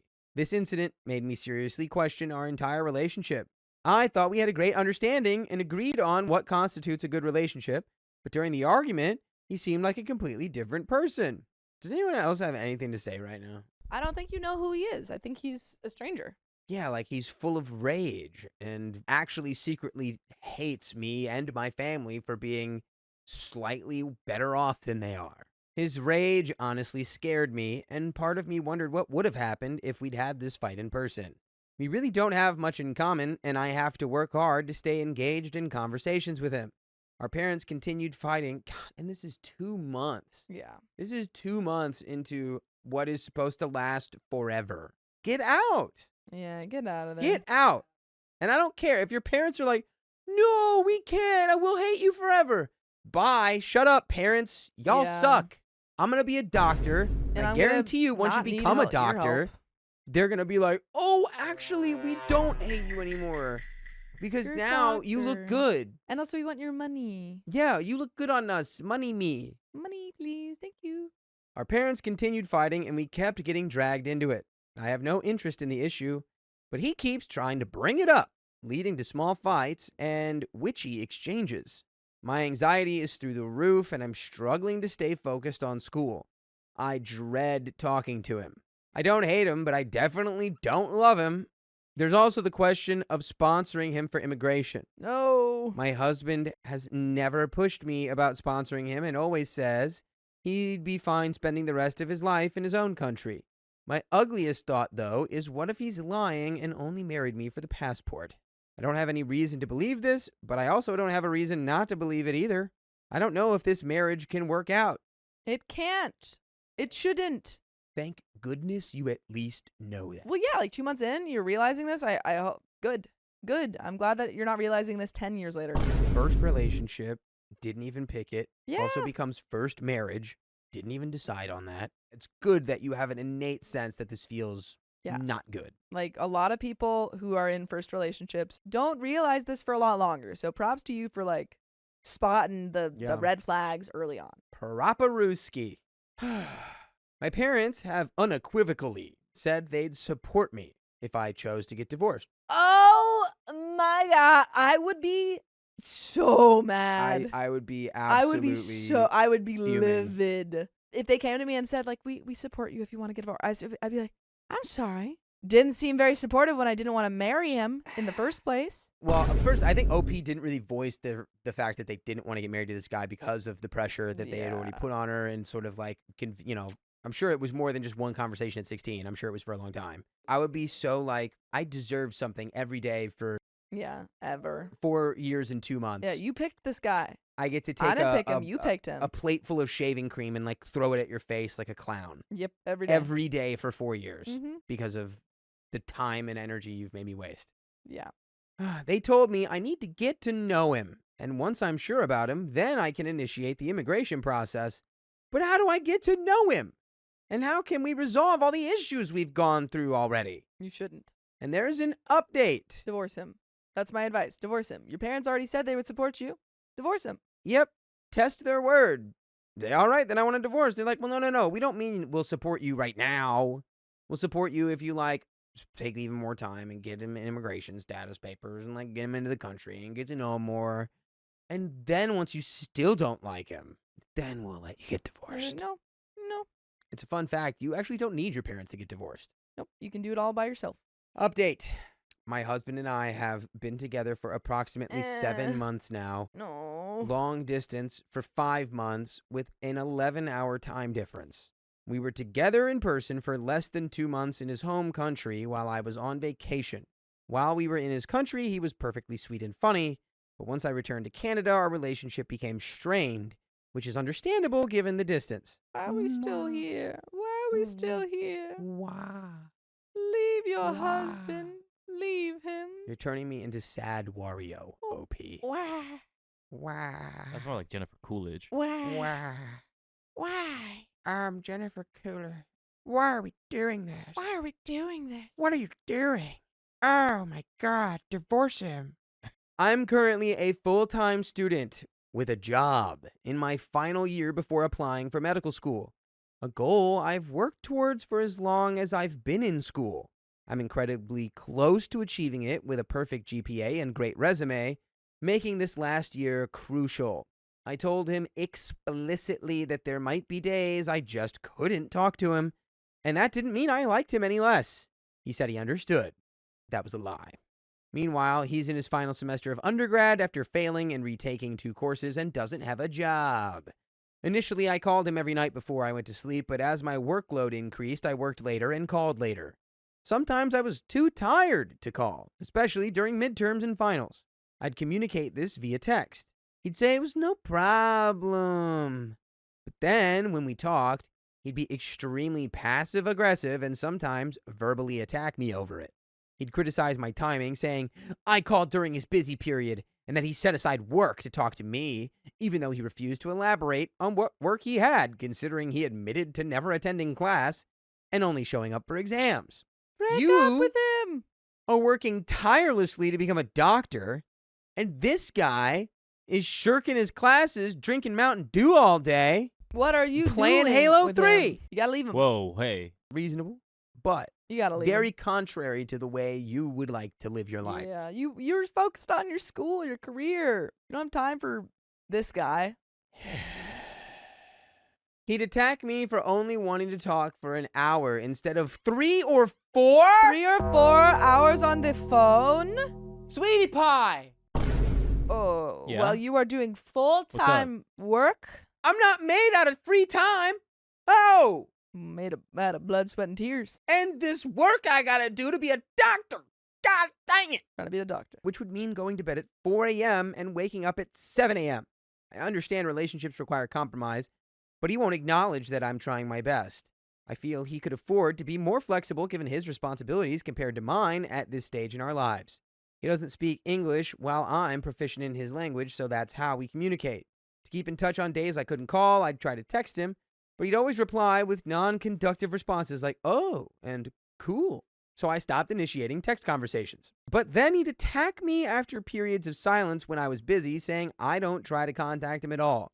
I've pointed out how he doesn't make it easy to communicate that way, making it feel like a waste of time, but he refuses to see it. Girl, the way I would just freaking block this guy on everything and move on with my life. Divorce him. Divorce him. Divorce him. I would have, if I'm in medical school, losing my mind, I'm not letting anyone keep me up until 4 in the morning. Also, Kim Roberts says 3 or 4 hours was typical for SOGs. To be clear, we're saying it's insane for him to demand 3 or 4 hours when she's in medical school. Like final year, crunch year, everything needs to be She perfect. doesn't have time. Yeah. And he's expecting 3 or 4 hours? I talked to my girlfriend for like 4 hours yesterday. It was lovely. That's fine. That's not what it's about. That's not what it's It's about. about the overarching context. Yeah. He makes it clear he doesn't like anyone in my family, which hurts deeply because my parents loved him and treated him like their own son. It's really important to me that he and my family get along. He thinks my family acts too rich and that we look down on him for being poor. He thinks I put too much emphasis on him getting along with my family and that I should just be happy he likes me. We had a huge blowout in October where he essentially insulted me and my entire family. He was so angry and loud that I could put the phone on my desk, walk away, and still hear him from the earpiece. I was honestly terrified and refused to pick up his calls for 2 days. He called nonstop every 5 minutes for 2 days to apologize, even though I asked for space, so I had to shut down my phone to get away and think. He did apologize, saying he was completely wrong, but months later he brings up the same thing, claiming he was perfectly right, and his only mistake was being a bit loud. Divorce him, please. Divorce him. I would like his full name and Divorce coordinates, him. so I can just shake him and go, Divorce him. Divorce him. He tends to do this frequently. During our weekly fights, he brings up things I said in the past and twists my words. Once, he cursed me out, and when I called him on it, he said, "Oh, you didn't mean it that way. I was cursing you out in the good way, babe." I know you love it when I do that. Yeah, well, I thought you liked it. What? Sorry, I thought you liked it. I hate you. He claimed he said a bad word in his language, then tried to cover it up by saying he meant hair in a different related language. It was ridiculous because his sentence was essentially, "I don't effing care." And then he claimed he said hair in the middle of the sentence in a language I don't speak instead of effing in the language we always converse in. OP, you weren't He's born lying. yesterday. He's lying right? to you so blatantly. Do they let people who were born yesterday become doctors? No. So you No. know that he's lying to you. You know he's a liar. I dread talking to him because he doesn't try to carry conversations and expects me to come up with something. I try to remember important details in his life, like his close friends and what they do, and I tell him about my own life. But he never asks insightful questions that indicate he cares for what's happening in my life. For example, I told him I'm involved with my academic union and we're planning an event I'm super stressed about. I'll tell him when it is and everything, but he never remembers to ask about it, unless I specifically message him saying, "I can't call today, I'm busy with this event." Then he gets upset when I go silent during our calls because I can't think of what to say next. He's also been extremely pushy about sending him intimate photos and engaging in phone spiciness. I did it once, but felt so uncomfortable that I didn't want to do it anymore. Now he gets upset since I did it once, so he thinks it's because I don't like him anymore. Which you shouldn't. No, you should not like this man. He is very I don't even unlikable. think you like him now. I don't think you've ever liked him. I haven't seen any evidence that you ever really liked him. Just kind of tolerated him for a time. Then he goes off on me for being frigid. And by the way, it's never frigid when you join us live on YouTube, TikTok, Facebook, or Twitch. Every weekday at 3 p.m. PST, just tap on our profile. There's another relevant update. And by that, I mean there's a little bit more story. Divorce him. That's my final offer. Take it or leave it. Final offer, divorce this man and live a beautiful life, becoming a doctor, which is your dream come Your true. dream. Be a rich doctor. And just like let your parents support you. See if your parents are even telling the truth. Yeah. Test him. Divorce this man and see how stinky they get. Hopefully it's 0%. Hopefully no stink. So, we had another misunderstanding recently. I think your whole marriage is a misunderstanding. Yeah. I didn't call for 2 days because I was busy. He called me at work several times, and when I called him back after work, we had a brief, tense conversation. I asked for some space, but he continues calling frequently and sending messages about seeing me active on social media. It's making me feel stressed about using my phone normally. On the days we aren't fighting, however, he's honestly really sweet and supportive. Oh, girl! Stop. Girl. You Stop. have never been in a relationship. There are Girl. plenty of men who are sweet and supportive and also aren't the worst guy ever. Please. Come on, girl. Come on. Don't let common decency get in the way Don't of let him. blinding Yeah. you. Don't let him be nice one day a week, one day every month. He's nice once in a blue moon. That makes him good No, enough. no. No. No. Shoo.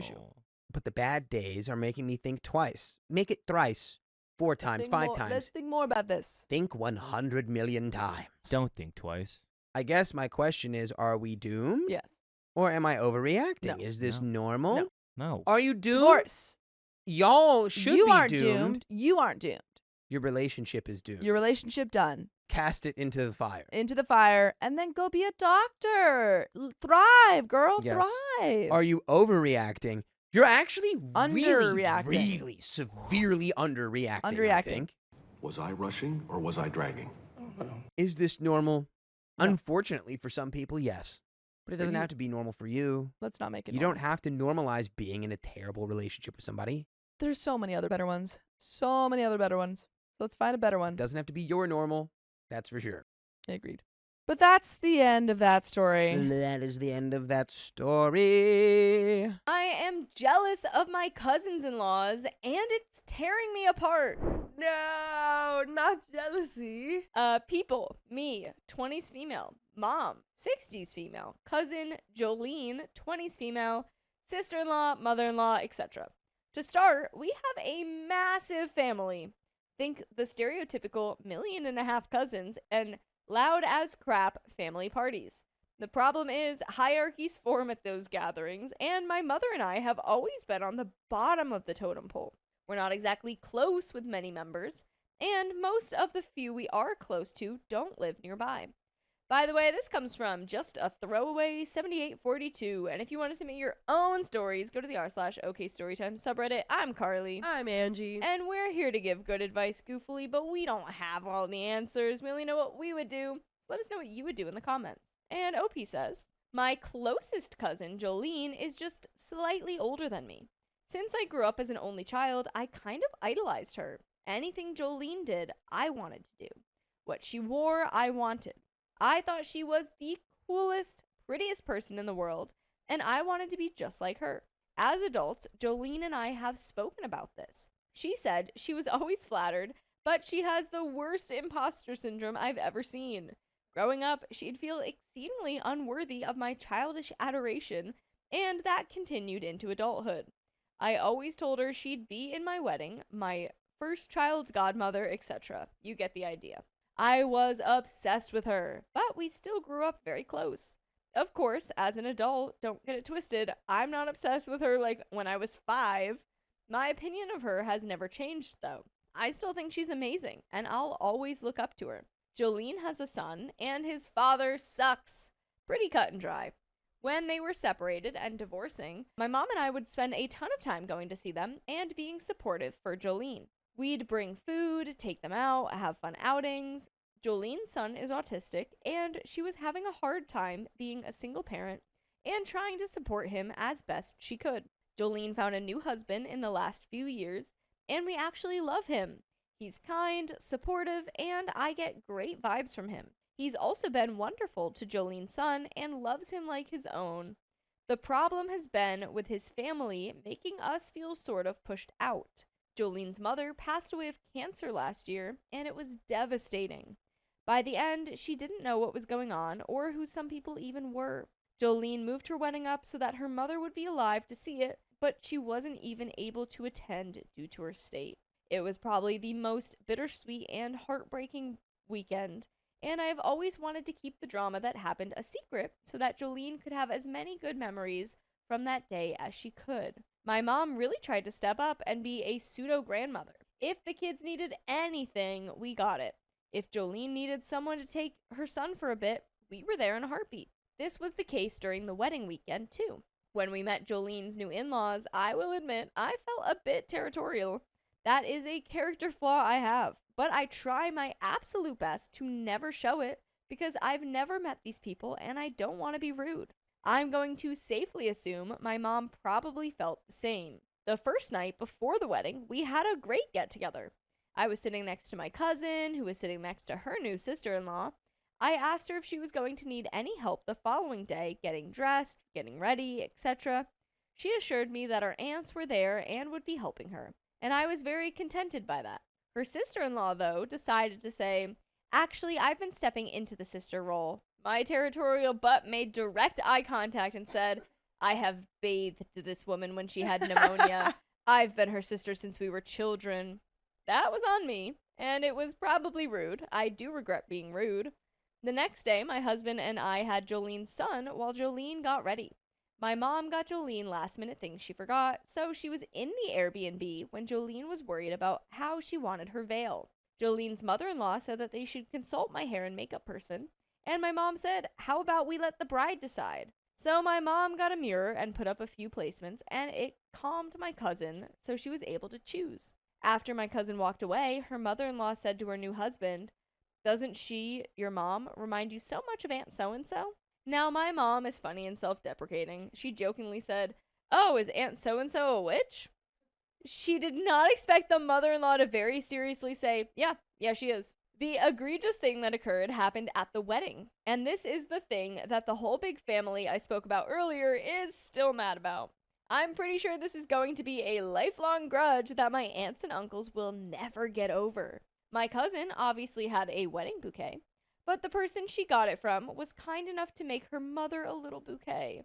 Now, her mom didn't know what was going on at all, but it was still so sweet that she got her own bouquet of flowers. For some reason, despite the fact that my cousin didn't have a wedding party due to the small size of the wedding and the quickness of the planning, the in-laws all showed up dressed very formally, with professionally done hair and makeup, and all wearing the same color, like bridesmaids. I admit this pissed me off.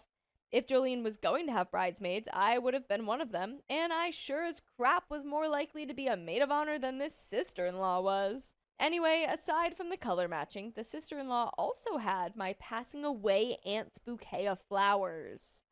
I don't know how she got them, and I can't say for sure that she knew it was my aunt's, because maybe she didn't know, but she had taken my passing away aunt's flowers. My family, who tends to sit in cliques with each other and stay around ourselves, glared daggers at this woman the whole ceremony and reception. When they got up for pictures, one of my aunts went to their table, snatched the flowers, and hid them. Nice. I'm glad you're not the only one that is bothered by this. Yeah. So, needless to say, not the best first impression. Now, a year later, every holiday, weekend, anything seems to be claimed by the in-laws.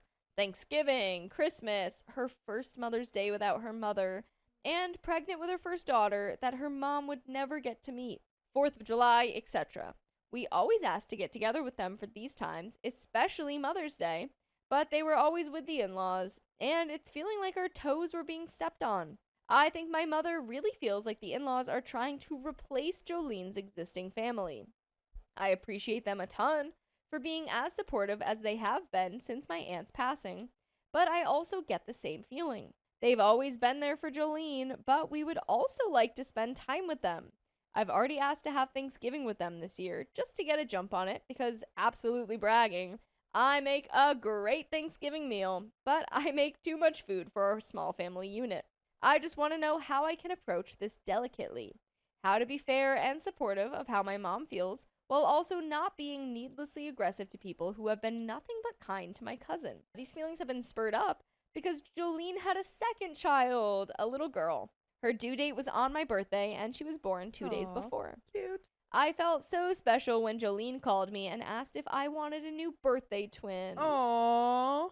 We already have a cousin born on my birthday because there's so many of us, but I would be elated for Jolene's little girl to be born so close to my birthday. And I would be elated if you guys would listen to full episodes with stories just like this. Just go to Spotify, Apple Podcasts, iHeartRadio, search up OK Storytime. We've got just a little bit more. Yeah. Yeah, how would she go about that? I don't even know. I feel like, I wonder if there's ever even been a conversation or just like a bunch of snippy comments here and there. Yeah, like from the sister-in-law? From sister-in-law, from mother-in-law. Yeah. Like, I'm wondering if air needs to be cleared or something, or if you can go to Jolene and just be like, hey, like, I really miss you. Like, Yeah. can we have a holiday? Yeah, honestly, going to Jolene is probably the best way to do it. Yeah. And just being super honest, Yeah. especially if you guys are close. Like, Right. hopefully you can talk about something like that. I feel like I want you to have a relationship with your in-laws. Like, we haven't had a holiday. Yeah. Like, and you know I make a good Thanksgiving meal. right? Like, Yeah, like be make it jokey funny. with it. But Yeah. I feel like that would be the best way to do it. Because then if you go around and talk to the in-laws, then it's like, there's too much separation there Yeah. for you to, like, Yeah, it's I almost as only if say there's talk to the something- in-laws if they bring up like lingering problems. yeah. And then there you could be can like talk. a combined thing or something. Yeah, I or would have just- Jolene host or Right, something. yeah. Have everyone Everybody come to come. Jolene. Yeah. I don't know. I don't know. I was so excited when she was born 2 days before. She's gorgeous, and I'm not a fan of most kids, except Jolene's and my husband's nephews and nieces. But I'm obsessed with this wonderful little girl. I am not the godmother. Jolene's husband wanted his sister to be the godmother, so that's what they went with. Am I hurt? Sigh, yes. Was I surprised? Not at all. I didn't get my hopes up because I expected Jolene's husband to want his only sister to be the godmother of his first child. Not much of our family is invited to the christening, but we are. And I want to go, but I also know it'll hurt a bit. And that is the end of that story. I refused to dog sit for my father, and it made him disown me. Oh no. I, 29 male, live in a unit with my housemate, and we have been together for 2.5 years. We have rented other places together before I bought my own home recently. By the way, this comes from Adventurous Star 498, and if you want to submit your own stories, go to the r/OKStorytime subreddit. I'm Carly. And I'm Savannah. And we're here to give good advice, Goofly, but we don't have all the answers. We only know what we would do. Let us know what you would do in the comments. As OP says, the home I bought is a 2-bedroom unit with an outside area that's small and has stone and concrete. I also got my first cat, as I've wanted one for a long time. I mentioned to my housemate before I bought the house that I would get a cat so that at the end of the lease from the previous home, she could decide whether to move in with me or stay at our old place. In our old home, we had a backyard with grass and an average-sized yard. We looked after my dad's dog, a red heeler, last year for 2 months, as my housemate and I both agreed to it together. My dad and his partner went traveling for 2 months. My dad lives 2.5 hours away from me, and his partner lives close by, as does her family from where my dad lives. My brother lives a little over an hour away from both my dad and me. Fast forward to a couple of months ago, and 2 weeks before my dad and his partner were to leave, my dad asked if I could look after his dog again. I told him I would not make a decision right then and there, and that I would get back to him. My dad did not mention how long he would be away for, but I later found out it would be for 2 months. I spoke with my housemate, who said she did not wish to look after my dad's dog. I said that was fine. If the dog were here, I would feel guilty leaving it outside all day while we both work full-time and have other activities during the week. There's no grass, and I feel like it's not suitable for a dog, as dogs need grass. My housemate felt the same way. I messaged my dad to say that I could not look after his dog and gave him some alternative options, such as boarding homes or kennels in his area. Money is not an issue for my dad. My dad then messaged me back, stating that I was being unhelpful and that I should look after his dog. He also said that because of my decision, our relationship would change moving forward. I feel it's unhealthy to base a relationship on conditions. My dad stated that he helped me buy my first home despite living far away, 2.5 hours, and that family helps out in times of need. This is important to note because when I needed him more urgently, such as when I needed to stay at his home because my mom was in an awful family relationship. She's now in a much happier relationship, and I'm very happy for her. I asked my dad, who had a spare bed, if I could stay with him, and he said no. My dad was living with his partner, not the current one, his ex, at the time, and later on, when his ex's partner's son had a falling out with his father, he got to live in the home. For me, I felt like I was not a priority, yet I still loved my dad without conditions. I feel it's my dad's responsibility to find his dog a place to stay while he goes overseas, and that he just expected me to say yes 2 weeks before his holiday because he sees me as someone who always says yes. I feel it's my house, and my dad needs to respect my decision and not guilt trip me. I also need to consider my housemate's views and wishes and not just overrule her for the sake of my dad. Am I the a-hole? We have some comments, but what do you say? I don't think that you're the a-hole, OP. Not at all. Yeah, I think that you discussed it with your housemate. It would be worse if you just said yes and then didn't discuss, and then now you have to deal with all of that plus taking care of the dog and all the stress of that, and plus you live 2.5 hours away, and also, you said you don't really have a yard with grass and stuff, and that's also very responsible when it comes to dogs because they do need a place to run around, get their energy out and whatnot. So that's good as well. I think that you made the right decision, and I don't understand why your dad is being very, nasty about it. Because they also said that the partner's family lives right there. So why couldn't they just ask them to just and the brother's hey. also only an hour. So it's why are you the only one required to watch this dog? Yeah, that's why I don't know why. Maybe because you have done it in the past and he just knows that you would do a good job, I guess. Sure. But also when you can't, Yeah. Comments. Commenter 1. Not the a-hole. Your dad is one, though. Hold tough. Why can't your brother or someone related to his partner watch the dog? Or at least check on it if they hire a house sitter. Opie says, my brother and his partner were overseas for a couple of weeks on holidays and they just returned. My dad complained to my brother about what happened. My brother and his partner have 2 dogs of their own with their own backyard. My brother and his partner are looking after the dog. My dad stated he will use kennels and my brother to be able to look after the dog. I feel that my dad could have planned this a lot better. I feel my dad just assumed I would say yes 2 weeks before he left, and then when I said no, his plan went down the drain and is gaslighting me to make it look like I'm wrong. Because my dad does not like to be wrong. We have an update 3 months later. Ooh. Yeah, like there could have totally been way more like full disclosure about like it's gonna be a 2-month trip, like this, and maybe if he hadn't just sprung it on you, well, I know your roommate wasn't really into it, but like there could have been compromise of like, can you watch the dog for the weekend until your brother gets back, or like, can you pick him up from the kennel and bring him to your brother's or something? Like I'm sure that you were willing to help out. You just couldn't do this 2-month thing that he tells you about 2 weeks before. 2 months is a long time to have, like, to be watching a dog. To give up a social life like that, to go home and check a dog and stuff. Yeah, I actually did dog sit for like 2, almost 3 months, and Yeah. it was a lot, but it was, I loved that dog though. Yeah. But you know, it is a lot of responsibility because then it's like, okay, I can't be out too late because I have to take the dog out. Yeah. Okay, you know, I need to plan my break around this. Like, you know, you do have to like plan to have an animal. So, you know, it could cause a lot of stress. Yeah. Update 3 months later. Hey everyone, I thought I would give an update to my previous post about my dad wanting me to look after his dog while he went on a 6-week holiday. We live 2.5 hours from each other. Around mid-August, my dad got back, and we briefly spoke over the phone. I explained to him that I didn't look after his dog because the backyard wasn't suitable, and my housemate said no. I told my dad I needed to consider her views as she lives with me, pays rent, and that overruling her would create a negative home environment for me. Dad said I saw it as an inconvenience to look after his dog. He also brought up that 12 months earlier, he helped me find a house and fix a few small things, traveling back and forth. I explained that he was retired, chose to help, and then I thanked him by buying him dinner and giving him a hug. I also offered to chip in for petrol, but he declined. Dad said family helps each other out. I reminded him that he didn't help me when I needed him in a time of crisis. See my previous post. I told him I still loved him unconditionally despite that. Dad asked if I had any unresolved issues from that situation.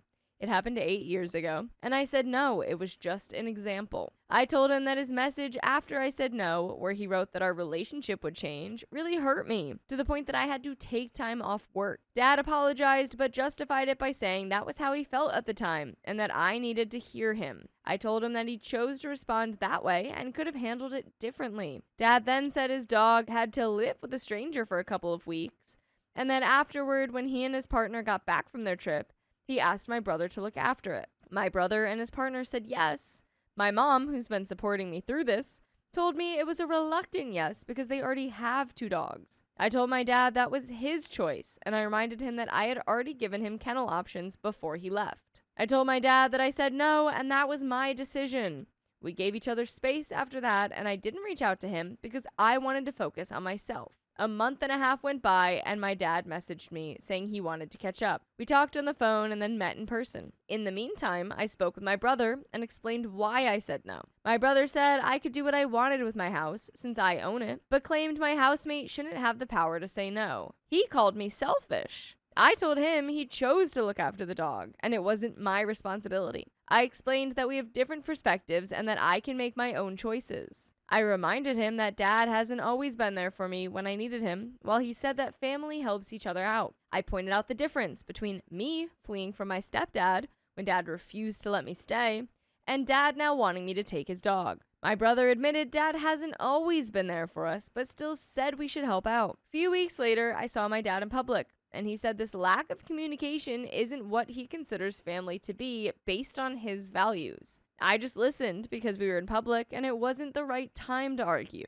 To me, my dad hasn't changed, and I don't think he will, given he's in his 60s. Moving forward, my dad said he's fine with me not looking after his dog. I feel our relationship is different now, and I'm proud of myself for not caving to his request. By the way, I would like to request that you guys go listen to more episodes with stories just like this. Just go to Spotify, Apple Podcasts, iHeartRadio, wherever you get your podcasts, just search up OK Storytime. We have just a little bit left. Any final thoughts? I don't think that it's fair of the brother to say, well, your housemate doesn't have the power to say no. Yeah, that's insane. Yeah, they do. Yeah, she lives there Yeah. also. They live there. They pay rent. They do the same exact thing as your sister. So why would they not have the same Right. rights? Like She would be dealing with helping with the dog the same amount. Yeah, exactly. And maybe she doesn't want a dog in her space. You know, Yeah. like What if she was like super allergic to the dog or something? You're just like Yeah. gonna be like, hey, deal with it. no space to say. It doesn't have the power to say no. Crazy. Cry me a river. Yeah. At the end of the day, he asked me 2 weeks before if I could look after his dog. I looked after it last year with my housemate in another house, but I didn't have the capacity this time. I can't please everyone, and I need to do what's best for me. I feel my dad just didn't accept my decision and shifted the blame onto me when it was his problem, not mine. I think he was upset because his plan fell apart, and it looked bad on him since his partner hosted a family event I wasn't invited to. I found out later. I imagine people asked where I was and that I refused to call my stepmom mom, and now my family thinks I'm the villain. Well, she's not my mom, technically. I lost my mom when I was 7 after a long battle with health issues following the birth of my younger sister, who is now 20. My dad pawned us off on his family members for a few years after mom's passing, but refused any help from mom's family since he knew they would have offered to take us in. By the way, this comes from Sophia and Aya, and if you want to submit your own stories, go to the r/OKStorytime subreddit. I'm Sophia. I'm Angie. And we're here to give good advice goofily, but we don't have all the answers. We only know what we'd do, so let us know what you would do in the comments. And OP says, my father wants to keep control, and he essentially took us home to be fun time dad. His family helped for a while, but once they got tired, he found a woman to marry and let her take over. During this time, he limited our contact with mom's family. We were lucky to see them once a year, and he didn't like me even talking to them on the phone. I was 10 when he remarried. He had known her only a couple of months before marrying, and she moved in 2 weeks before the wedding. That's when he handed us off to her. She told me and my sister, who was 3 at the time, that she was our new mom and would take care of us now. I got mad, yelled that she wasn't my mom, and she told me I didn't have to feel that way immediately, but that eventually I'd see she was her new mom and I couldn't stop it. I yelled more and stormed off. That was the start of me hating her for insisting she was my new mom. She constantly tried to touch me. I repeatedly slapped her hands away. She tried to get hugs from me, saying it was a sign we were bonding. When I turned 12, I refused to acknowledge her attempts at conversation or affection. She was angry, I was angry, and she would always tell me not to ignore my mom. My dad stayed totally out of it. He remained Disney dad or fun-time dad. She showed up to take us places, but wasn't involved in actual parenting or support. When I sought support from him, he told me to talk to your mom. I used to talk to my sister about our mom, which my dad's wife hated. She accused me of trying to alienate my sister, and we'd fight about it. She called it disrespectful to her as the mom in the house. Between ages 15 to 17, our conflict escalated, and I sometimes wished that she passed away in my head. Eventually, I left and moved in with my maternal grandparents at 17, not even a senior yet. My sister clearly loved my dad's wife, and I felt there was no reason for me to stay. The fights were getting tense enough to risk turning physical. I haven't seen or spoken to my dad or that woman since then. My contact with my sister was very limited until a couple of years ago. We are not very close, not just due to the 7-year age gap, but also because of the family situation. My sister is disconnected from my mom's side, and I cannot stand the woman she calls mom. However, we do have a relationship. My paternal grandparents initially said they understood and supported my feelings. That changed after I got engaged. When I sent out save the dates without including my dad or his wife, they asked why I hadn't reached out to apologize or shown remorse for my teenage actions. They said my hostility had terrorized the house and put her in a difficult position as the mom of the house. I asked where this was coming from after years of support. They explained that they believed supporting me as a teen and young adult would lead me to see I was wrong. They expected me to regret rejecting the chance to have a second mom and to see my behavior as cruel. By the way, it would be cruel of you to not listen to full episodes of stories just like this. Just go to Spotify, Apple Podcasts, or iHeartRadio and search up OK Storytime. There is a little bit left to this story.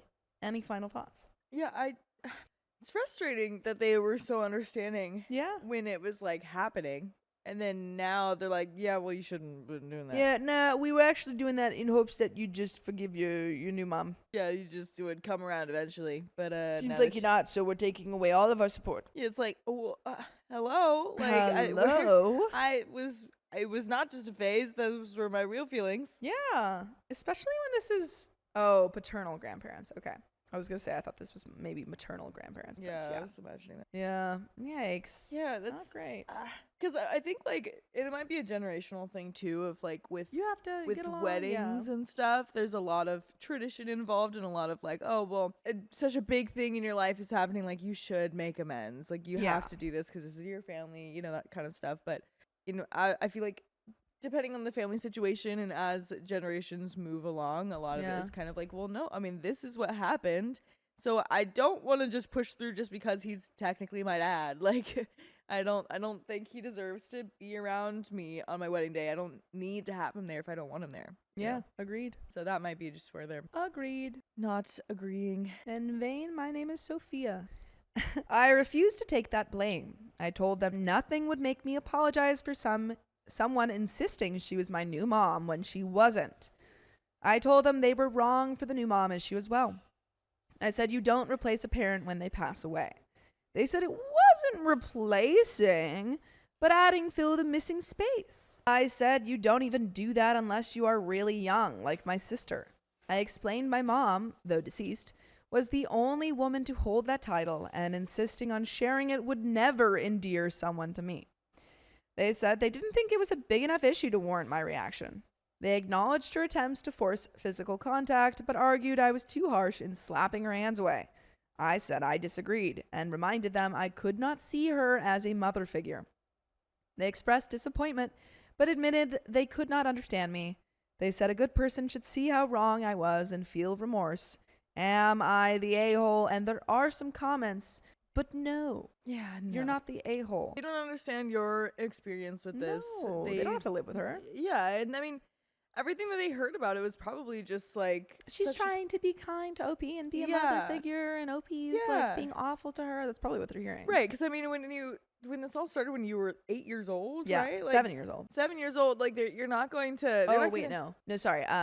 Because it was 7 years old when she lost her mother, and then I think 9 years old when Okay. this new wife came in. So maybe Gotcha. 9. So yeah, either way, I mean, like you're not the grandparents aren't going to like listen to a 9-year-old about what's exactly going on. Like they're probably not talking like that. They're just. No. I mean, they would probably listen, but they just aren't having those conversations. Yeah. So it's like, yeah, they're gonna hear everything from this other mother, and it's like obviously she's gonna have a different Have a perspective. skewed perspective. Yeah. Comment 1 says, so they blame you, but don't see how that POS of a father alienated your mother's actual family and eliminated the memory for your sister regarding her bio mom.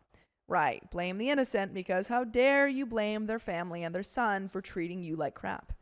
Actions have consequences. You didn't want a new mom. This situation is ridiculous, but OP definitely not the a-hole. And OP says they don't. As far as they're concerned, Dad did his best. I feel that's a cop-out, because if he wasn't going to raise us, he could have let family members who wanted to do it. Instead, he found someone to do it for him that kept us with him to play the fun guy whenever he felt like it. In doing so, he let my sister grow up with Mom being someone who shouldn't be talked about, because imagine the poor little wifey feeling jealous. Of a deceased woman? Yeah. That's crazy. Yeah. Imagine being jealous of your like stepchild's Yeah. like deceased parent. And that's why your literal stepchild, like how old was the sibling? Like what, like 3 or something when it She happened? must have been a lot younger, I because think I think OP said there was a said- 7 years difference. So Yeah, yeah, it she said must have been something about 3. that. Yeah, 2. Yeah. 2 or 3. Imagine saying that like you can't talk about a 3-year-old's deceased mother because I'm jealous because that's Which my is- husband's ex-wife. So awful to imagine this young girl Yeah. growing up without any memory of her mother. Yeah, Or and can't even not talk memory, about it. but like any information about her mom. Yeah. even. Yeah. Yeah. Because It's ridiculous. no one will talk about her. He gets too much credit for fighting to keep us, in my opinion. Reply says maybe he did do his best. It's just that his best was a complete failure and also revealed his shortcomings as a human being. And that his best was so cataclysmically bad that there is nothing to be gained from associating with him in any way. OP says, I don't know if I'd say that was his best. His best would generally have been putting us first and not himself. I suppose, in his own head, it could be his best, but either way, he failed us so bad that I find no value in having him in my life. And that is the end of that story, folks. My mother remarried a man with many children while we were already struggling financially. Too many children. Well, maybe the children can get jobs in the mines. I, 19 male, don't live at home anymore, and I have a really difficult relationship with my mom, 47 female. When I was 6, my dad passed away. Mom was left raising 4 kids on her own. I have an older brother and 2 younger sisters. 18 months after my dad passed away, Mom remarried. Her husband was a widower with 5 kids from his first marriage and 2 stepkids he was raising. It's one away from Cheaper by the Dozen. You could make a movie Actually, out of no. this.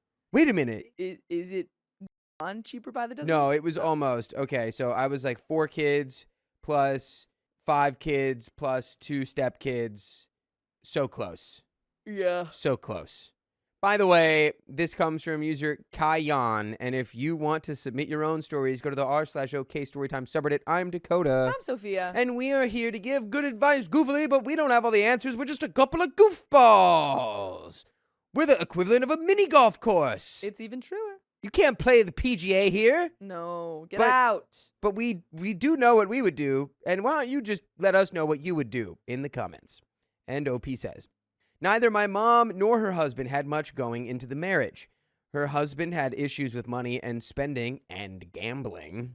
He was in debt when they got married, and they knew each other 6 months before they decided to make a blended family. The debt stopped them from getting a decent-sized house, so we ended up in a 3-bedroom place where there was a boys' room and a girls' room. I'm sorry, you ended up in a 3-bedroom place with 11 people? No. It would have been 11 13. kids. 11 kids, 13 people? That's pretty rough. You got a baker's dozen in that house. That's actually crazy. So, we shared, regardless of bio or step relationships. It was all down to whether we were boys or girls. There were no money for toys or activities. Food was really strictly managed. We had 3 small meals and no snacks.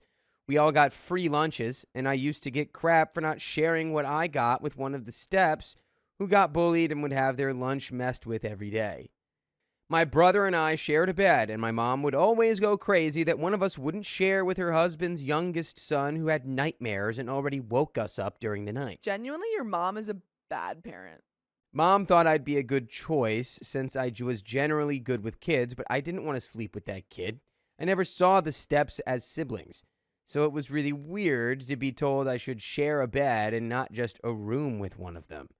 My mom's husband would try to get my brother and me to help him out with chores and stuff. We'd fight most days because we didn't want to help him, and he wasn't our dad, and we weren't ashamed to tell him that either. He would try and say he did so much for us, but we knew about his money issues, so we didn't care about his rants. Mom would always cry about us not making the most of the new family. Your new family sucks, Mom. She hated that we split into real sibling groups instead of blending into one sibling group. It was always a big deal. And the fact we resented sharing rooms with the steps and so many kids in general was something she resented my brother and me for especially. She told us once she expected better from the 2 of us because we were older and should help make the family work. The fights got worse when my brother and I started working part-time, and we used some of the money to treat our younger siblings only. We never bought stuff for the steps or for her and her husband. One time, my brother had money saved, and Mom's husband couldn't pay the bills. They wanted my brother to give the money, and he refused. They were yelling at each other for hours. It is not his responsibility to pay his parents' bills. Yeah, I mean, depends on the bills, you know? I understand it could be a conversation of like, hey, we need help with bills this month. Are you able to help with bills this month for us? Versus, give me your money, child. Your money belongs to me. He moved out just before he turned 18 and then got a place with 2 of his friends. Nice. I wonder why. I followed as soon as I turned 18, and they let me move in with them. Nice. We still keep in touch with our siblings, but contact with Mom has been very limited, and my brother has none. Mom's really upset. We just left and basically cut all contact. I was talking to her recently, and she said she doesn't understand how we ended up here. Do you really not? Well, when you married that guy who had 7 kids, that might have been the first thing. She said she felt like she was being punished for falling in love again and trying to give us a better life. I told her she gave us a way worse life. Mom told me that wasn't fair, and I said it was. I admitted I resented her for remarrying when she made life worse by marrying a guy with more kids and all that debt who never really tried to turn things around. I said losing dad was already awful, but we didn't need more bad. She tried to lecture me on how money doesn't mean everything, and we could have had a bigger family if we wanted to accept them, but we never did.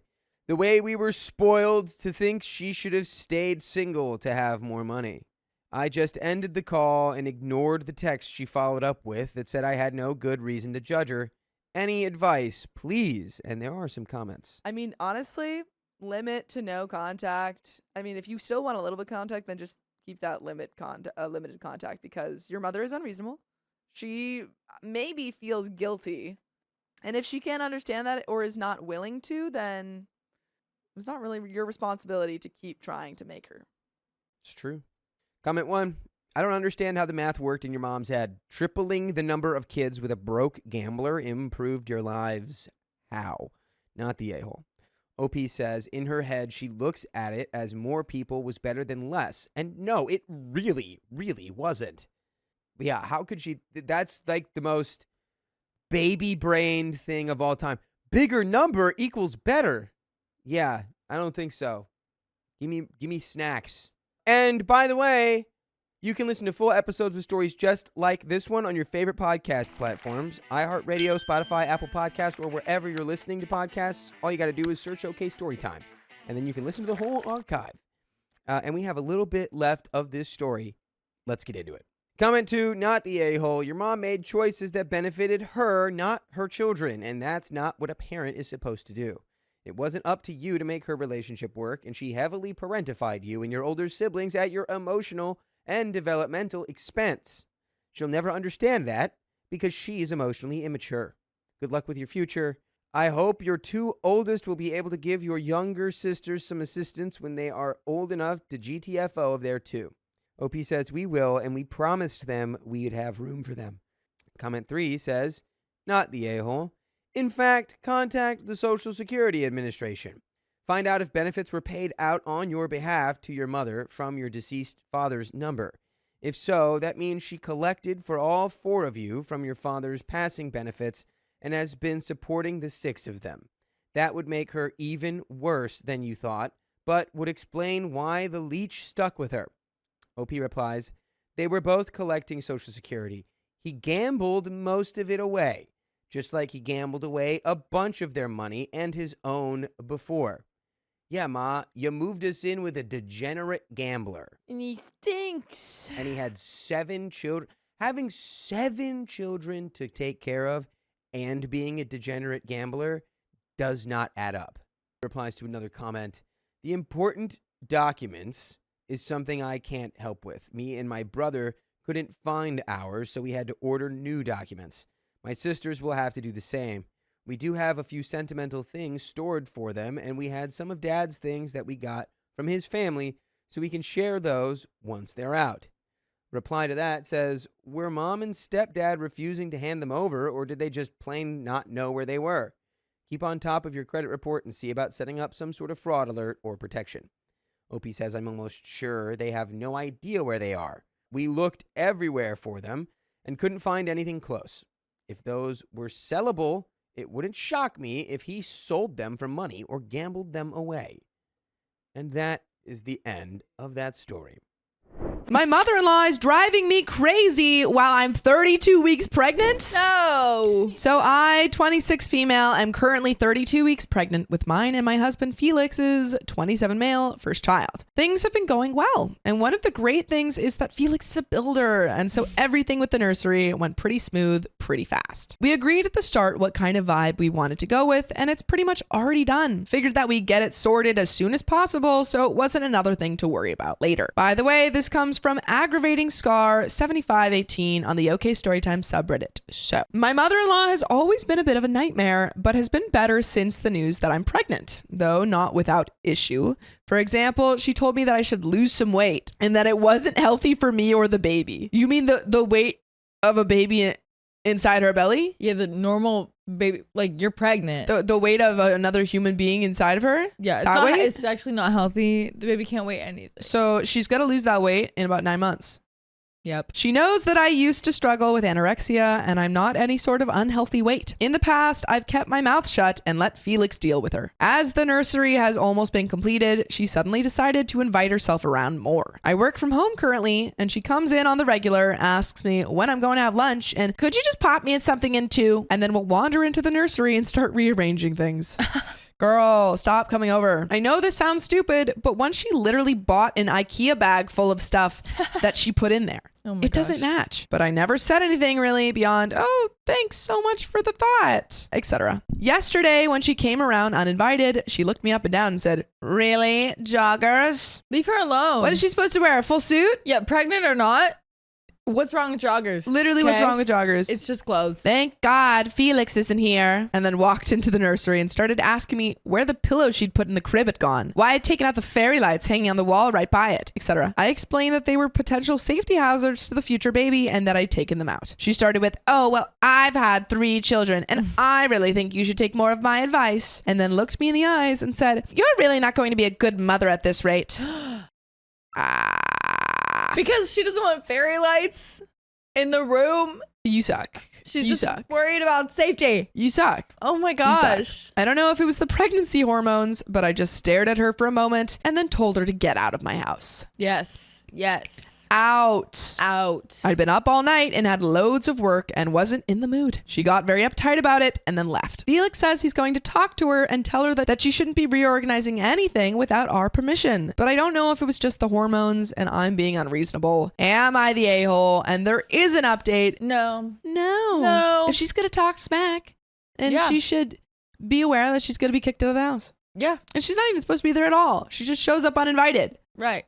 So you're just following through with her uninvitedness. Just the fact that like she put up the lights. Yeah. And you were like, get out. Or if you just like, I don't know, or if she just said something about like, but I have 3 kids. And you were like, get out. Then no, it That would wouldn't be be too far. reasonable. Yeah. But she said that you're not going to be a good mother. Yeah. That's Yeah. crazy. Ridiculous. That's crazy. Yeah, Very, get her out of yeah. there. Out up there. That's So there's totally an update. fine. Felix and I sat down and had a conversation about how to manage his mother going forwards. I told him everything that she had said to me, and he was adequately furious with her. Oh, good. Good. He asked me what exactly I wanted done in the future so that she'd understand where our boundaries are and follow them. I told him that I'd rather him speak to her alone at first so that I wasn't immediately made out to be the bad guy. I acted on advice and locksmith has been called to change the locks on the house. And Felix has ordered us a Ring doorbell off Amazon with the assurance I'll be able to put it in. He hates doing the electrics, but you know how it is. I'll leave him to it. LOL. And then he called up mother-in-law and organized a lunch date for today so they could have a talk between themselves. He got back in the afternoon and as he walked into the door, smiled at me and said, sorted, and characteristically went to go and make himself a cup of tea. I got a message a few minutes later from her saying she was very sorry for what she had said to me, that she was in the wrong, only going to visit when invited, not going to go into the nursery anymore, and was going to respect the rules and boundaries that he and I set for our home life and for our child. What did he say to her? Yeah, what? Super This effective. is magic. And after, added that she was sorry for the comments she'd made on my appearance. I'll believe it when I see it, but at least it's a good start. And we've all agreed to go for dinner at some point to talk about future expectations when the baby comes. I talked to Felix and he said that she'd been offended at first, didn't believe she'd done anything wrong, and he also specifically said she hit with the spiel of, oh, I must be such an awful mother then. And he told me he told her, it's not about that. It's about you disrespecting my wife, our child, and our home. If you continue, you're not going to dream of being able to see your grandchild. She was apparently and unsurprisingly sulky, and he told her to apologize, and she said she would. And to her credit, she did. Thank you all for your advice about how to handle things going forward with the locks and everything. The amount of support was crazy, but I can't thank you all enough. I feel so much calmer about the situation. I don't know if she's going to stick to what she said going forwards, but at least boundaries have been set, and I know that Felix has my back. By the way, we will always have your back if you join us live every weekday at 3 p.m. PST on YouTube. Just tap our profile. Tap it. And there is a little bit left, but what say you about the story? Yeah, I'm so glad that the husband is on board. I feel like so many stories have people They're like, oh, it's my mom. yeah, it's like, oh, she just means it like this. But he's like, no, that's unreasonable. That's crazy. I'm of going to go her. sort things out. Yeah. And then he does. did. And it He works does. so well. Yeah. That is that. And let's finish the story. Let's do it. On a lighter note to end, I asked if he had anything he wanted to say to the people who had commented, and he said, can you add that photo of me in Florida? Felix, that's not even slightly relevant, is what she said. Shame, what do you want for tea? And that's the end of that story. Oh, What a positive story. So positive, so lighthearted. Yeah, this guy's just like, you know what? My mom's been talking smack about you. Yep. That's my wife. That's my freaking wife. He went Don't up. you know talk what he about did? her. You know what he did? This is what I bet. He said, keep. Oh wait, wrong one. He said, keep my wife's name out of your mouth. And he went over and Smacked her. Yeah, except He didn't smack her because he's mom. Is this mom? Yeah. But like, Yeah, metaphorically. yes, With words. and then it was fixed, and then everything was fine. And it was fixed. So And they never asked him back to the Academy Awards. That was Right. it. What a positive story. yeah, I'm very pleased. that's the end of the story, and it's Yeah. also the end of the episode. So, Whoa.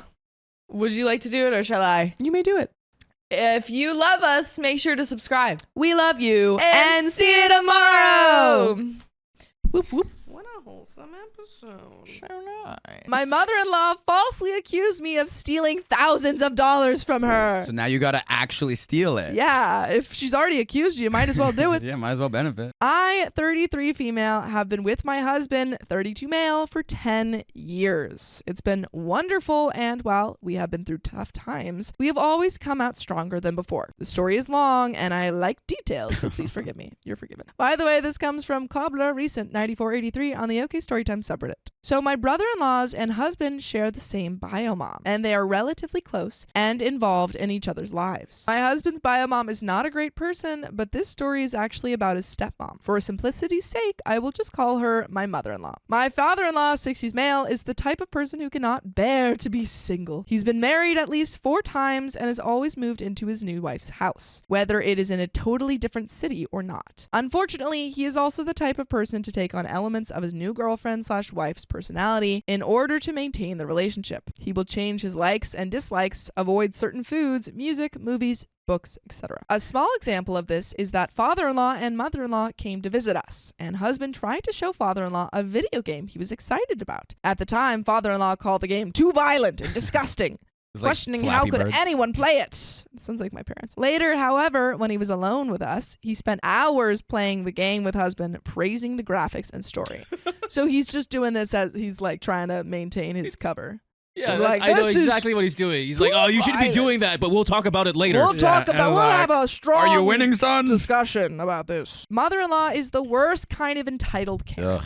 My husband hates her and always has. I do too, but at the time the story takes place, my dislike was mostly a result of hearing about my husband's negative experiences with her. My husband has detailed very vile things he's witnessed her do to father-in-law and both of my brother-in-laws. Husband is the oldest of 3 brothers, and while they have not always gotten along, he is very protective of them. There are so many awful stories I could tell about how she has treated husband and brother-in-laws without even touching on what she has done or what she has said and done to me. That is not a tale for today. Husband has severe anxiety, depression, and a history of trauma he has never worked through. I've tried to get him into therapy, but he has always said it's not worth the money. It's not good. A lot of his anxiety is about father-in-law and his fear that mother-in-law's controlling behavior will lead to the destruction of their father-son relationship, such as it is. Yeah, it seems like the father-in-law is already kind of taking the mother-in-law's side on everything. Yeah. Husband blames mother-in-law for a lot of things that father-in-law is equally responsible for, which I have often pointed out, and husband is able to recognize this when I do. However, husband feels that he needs father-in-law's approval for some of his life choices to an extent, which has been a point of contention for us at times. For example, we were engaged for nearly a year before husband told father-in-law. Whoa. Whoa. He hid his engagement Engaged? for a year. That's crazy. I would be upset Why? at that as a partner. I would be really upset. I'd be like, why I'd aren't be you like, talking to him? I'm so confused. Why Yeah. did you hide this? The events of this story are partly why. Okay, so this takes place about 9 years ago and involves one of those big movie game rental stores that would buy back DVDs and Blu-rays to give people store credit to use on whatever. We had both sold items to the store, and for clarity, my husband, boyfriend at the time, did not have an account to put credit on. We just used mine. As a result, all of the credit remained on my account, and he could always use it with or without me present. He made it clear that the credit was also mine to use freely. Back then, this felt like a huge sign of commitment to me. Hey, I was young. Father-in-law often gave movies and other items to my husband because mother-in-law pretty much controlled everything about his life, and if she didn't like something, he simply got rid of it to appease her. To be clear, father-in-law gave these items to husband for him to keep, sell, give away, etc. He gave up all claim to them intentionally so he could show mother-in-law he was obedient. Just writing that makes my stomach hurt. One day, father-in-law gave husband a huge box of old movies and TV series. Husband went through it and picked quite a few that he would keep, but then planned to take the others to the store and sell them. It was embarrassing AF to stand for like 30 to 45 minutes while some poor worker had to scan and check all of them to see if they were worth anything. It turned out that many of them were actually quite valuable, and we ended up with over $300 in store credit. Okay. Nice. This was not the first time that he had done this with items father-in-law had given away. It was just the first time that we had received such a large dollar amount. So I feel like the father-in-law's going to come back and be like, hey, I want some of that money. So about that money, Some of that money. Husband and I immediately rented some things, and after a couple weeks, we had burned through around $150 to $180. That's pretty good. I mean, a couple weeks, I feel like you can burn through all of it. Wait, so did the if you're paying for father-in-law explicitly say He gave it to them. he gave it to them? He gave it to them. Okay. He said, here you go. They just did it. He could have done that with it. There was still quite a bit left, but this was a good chunk of the credit gone. At some point, husband had told father-in-law how much we got, and father-in-law, of course, told mother-in-law about it. She was shocked that movies she deemed stupid could be worth anything at all, let alone hundreds of dollars. Somehow, mother-in-law came to the conclusion that all of the money was actually hers and father-in-law's, and had been all along. So husband and I kept on buying stuff, chipping away at it a bit at a time. I'm sure you can guess where this is going. Father-in-law and mother-in-law invited us to attend an out-of-town event with them, and while mother-in-law was not our favorite person, my husband loves father-in-law very much and wants a relationship with him. However, as I said earlier, father-in-law stops being who he really is in mother-in-law's presence and just says and does what she wants. Regardless, we had a nice time at the event, and father-in-law took us out for dinner. There were some irritating things that happened throughout the day, one involving a pretty white dress I found, but overall, it was a good time. Upon returning to town, though, mother-in-law announced that she wanted to go and buy some things with her credit. She's just taking this. If you wanted the money, you should have sold those. Sorry, lady, you deemed them stupid. Yeah, that's and not you your gave fault. them away. Yeah. No takesies, backsies. I'm not going to say the other thing. No. I'm not using that again. She was still under the impression that there were hundreds of dollars that she should have complete access to, but she is not totally stupid. She knew it was on my account, thus she knew I had to be present for her to use it. This is not a story of her being confused or ignorant of how store credit works. We went to the store, and father-in-law and mother-in-law started tossing items in a cart to buy, and it was already getting expensive. Husband started to lose it a little, hyperventilating, and he even started crying because he was so worried about what they were going to do. You just tell him to not do it. Wait, about what? About buying all of the stuff with their credit? Their credit. Why is he doing it if he's crying about it? Yeah, don't let them do it. The entire thing was so insane to me because A, the movies weren't hers to begin with. They were father-in-law's that were then given to husband because she didn't want them. B, we did not receive actual money for them. We got store credit for a place that she rarely, if ever, went to. C, she was fully aware of the fact that the credit was on my store account. Now for a little explanation about what happened next. I have to get pretty personal. I experienced a very traumatic childhood and things happened to me that no one protected me from, even when they could have. As a partner/wife, I have always felt the need to shield my husband from things if I feel that I can protect him. This is something that I am working through in therapy, and I know it is a problem. However, at the time this story takes place, I was so deep in this mother's protective mindset, I couldn't see beyond the instinctual need to save him. So, as many of you have guessed, I told husband to tell father-in-law and mother-in-law that I used the money and bought books for my mom because I honestly thought they wouldn't react as badly if they believed it was done as a gift and not out of selfishness. This is not what happened. I can imagine it's not what happened if it's this mother-in-law. She seems pretty intense. Yeah. Mother-in-law immediately became enraged, and the accusations and name-calling started flying in the middle of the store. Having experienced trauma myself, I was triggered by this and completely froze. It seems like they're both reacting pretty intensely to this, like OP and her husband. Like OP's husband's hyperventilating, crying. Sorry. Opie's husband was crying. I thought it was the father-in-law. No. It was OP's husband. Got it. OP's husband's crying. Now OP's completely frozen. It's like, how can you not see that you're traumatizing these people on the mother-in-law side?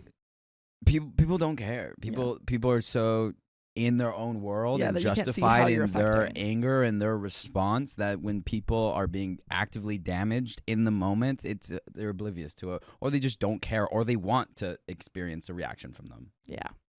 I couldn't move, react, or defend myself at all. They purchased some of the items, using up most of the remaining credit, and we left. On the way out, she was whispering furiously to father-in-law, and all I heard was, "She stole all that money, and she's a liar and a bee," Jeez. among other colorful comments. Wait, so OP said, I used the majority of the money on my mom.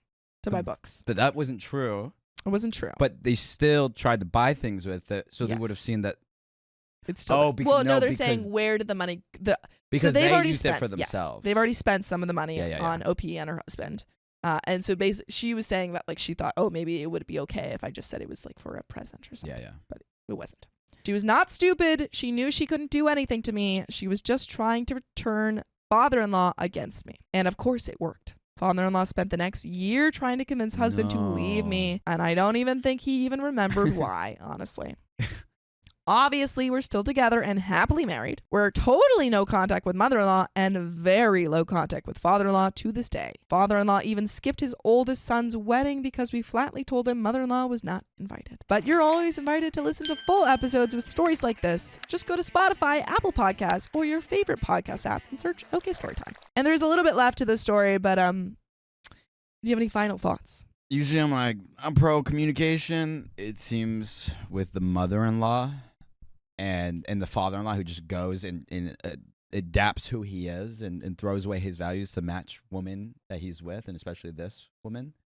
It seems like it's just like a dead end, especially if this woman is verbally abusing OP and OP's partner in the store. Yeah, I don't think there's much movement for having a healthy relationship with these people. No, very true. But there's a little bit left. I have so many stories like this. Father-in-law and mother-in-law are still together because he's a simp, as someone in the comments said.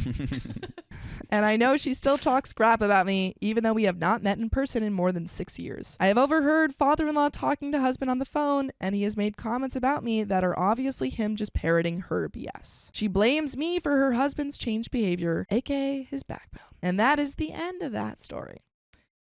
But yeah, no, you don't need to have a relationship with people who actively harass you. Yeah. That's just not okay. Yeah. I refuse to tell my mother I'm pregnant. I don't want her involved. Well, I guess there's only two to tango. I don't know if my family has read it, so no names here. Sorry. So I, 20 female, have finally cut my mother, 40 female, off after her treatment towards me for years. My mother has always favored my siblings, especially my sister, since she believes everything my mother says as a fact, I guess. By the way, this comes from Any Astronaut 1969, and if you want to submit your own stories, go to the r/OK Storytime subreddit. So, well, when I found out I was expecting in January, I made the decision not to tell my mother, as she has always told me, since I knew I was spicy relatedly active, that if I ever have a kid, I better not bring it to her. That means for watching them or just visiting, because she would turn them against me and get them to act as misbehaved as she could. My mother has done plenty of things to me in my life, and I will go into those if I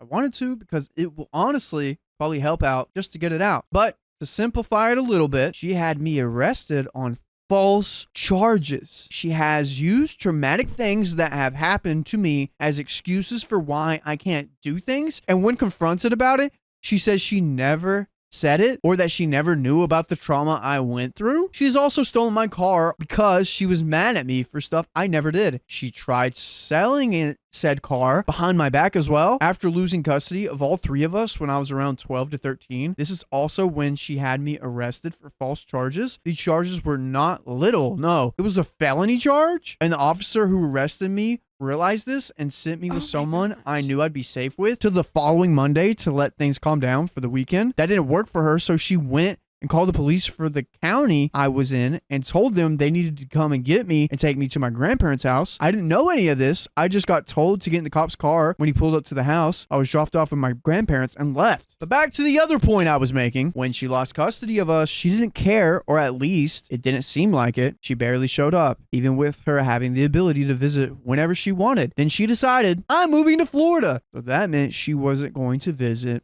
at all, which I think was her goal while she was living off life without the worry of her kids or having to take care or deal with them. My grandparents were mentally, socially, emotionally, and physically taking advantage of me, but wouldn't say or do anything to my siblings. To them, my sister was a golden child who did no wrong, and my brother was just there. But I was the scapegoat for everything. My sister messed something up, my fault. My brother talks back, it's my fault. They could go out with whomever they wanted, whenever they wanted. But if I wanted to, I had to have one of them with me at all times, as I wasn't to be trusted. I left their house 5 or 6 times in total the first year there. That's it. If I wasn't at school, I was there. If those 5 to 6 times I was able to go somewhere, I was accompanied by a sibling, except for 2 since I was going to my friend's house and I wasn't able to invite people myself since it wasn't my house, which they were not happy about, but didn't want others to see that. So they let me go by myself so they could look good to others. Lots of other things happened here, but due to all of this and other factors in my life, I was ready to go away for good. I knew how, when, why, where. I knew it all and even wrote some letters. And when I called my mom, you'd think she immediately wants to know what's going on to make me want to do that. But no, she heard it was a thought and immediately called the cops to have them come and take me to a hospital for a mental hold or just straight up take me to a mental hospital. My mother has never wanted me. She constantly hurts me over and over and expects me to always forgive it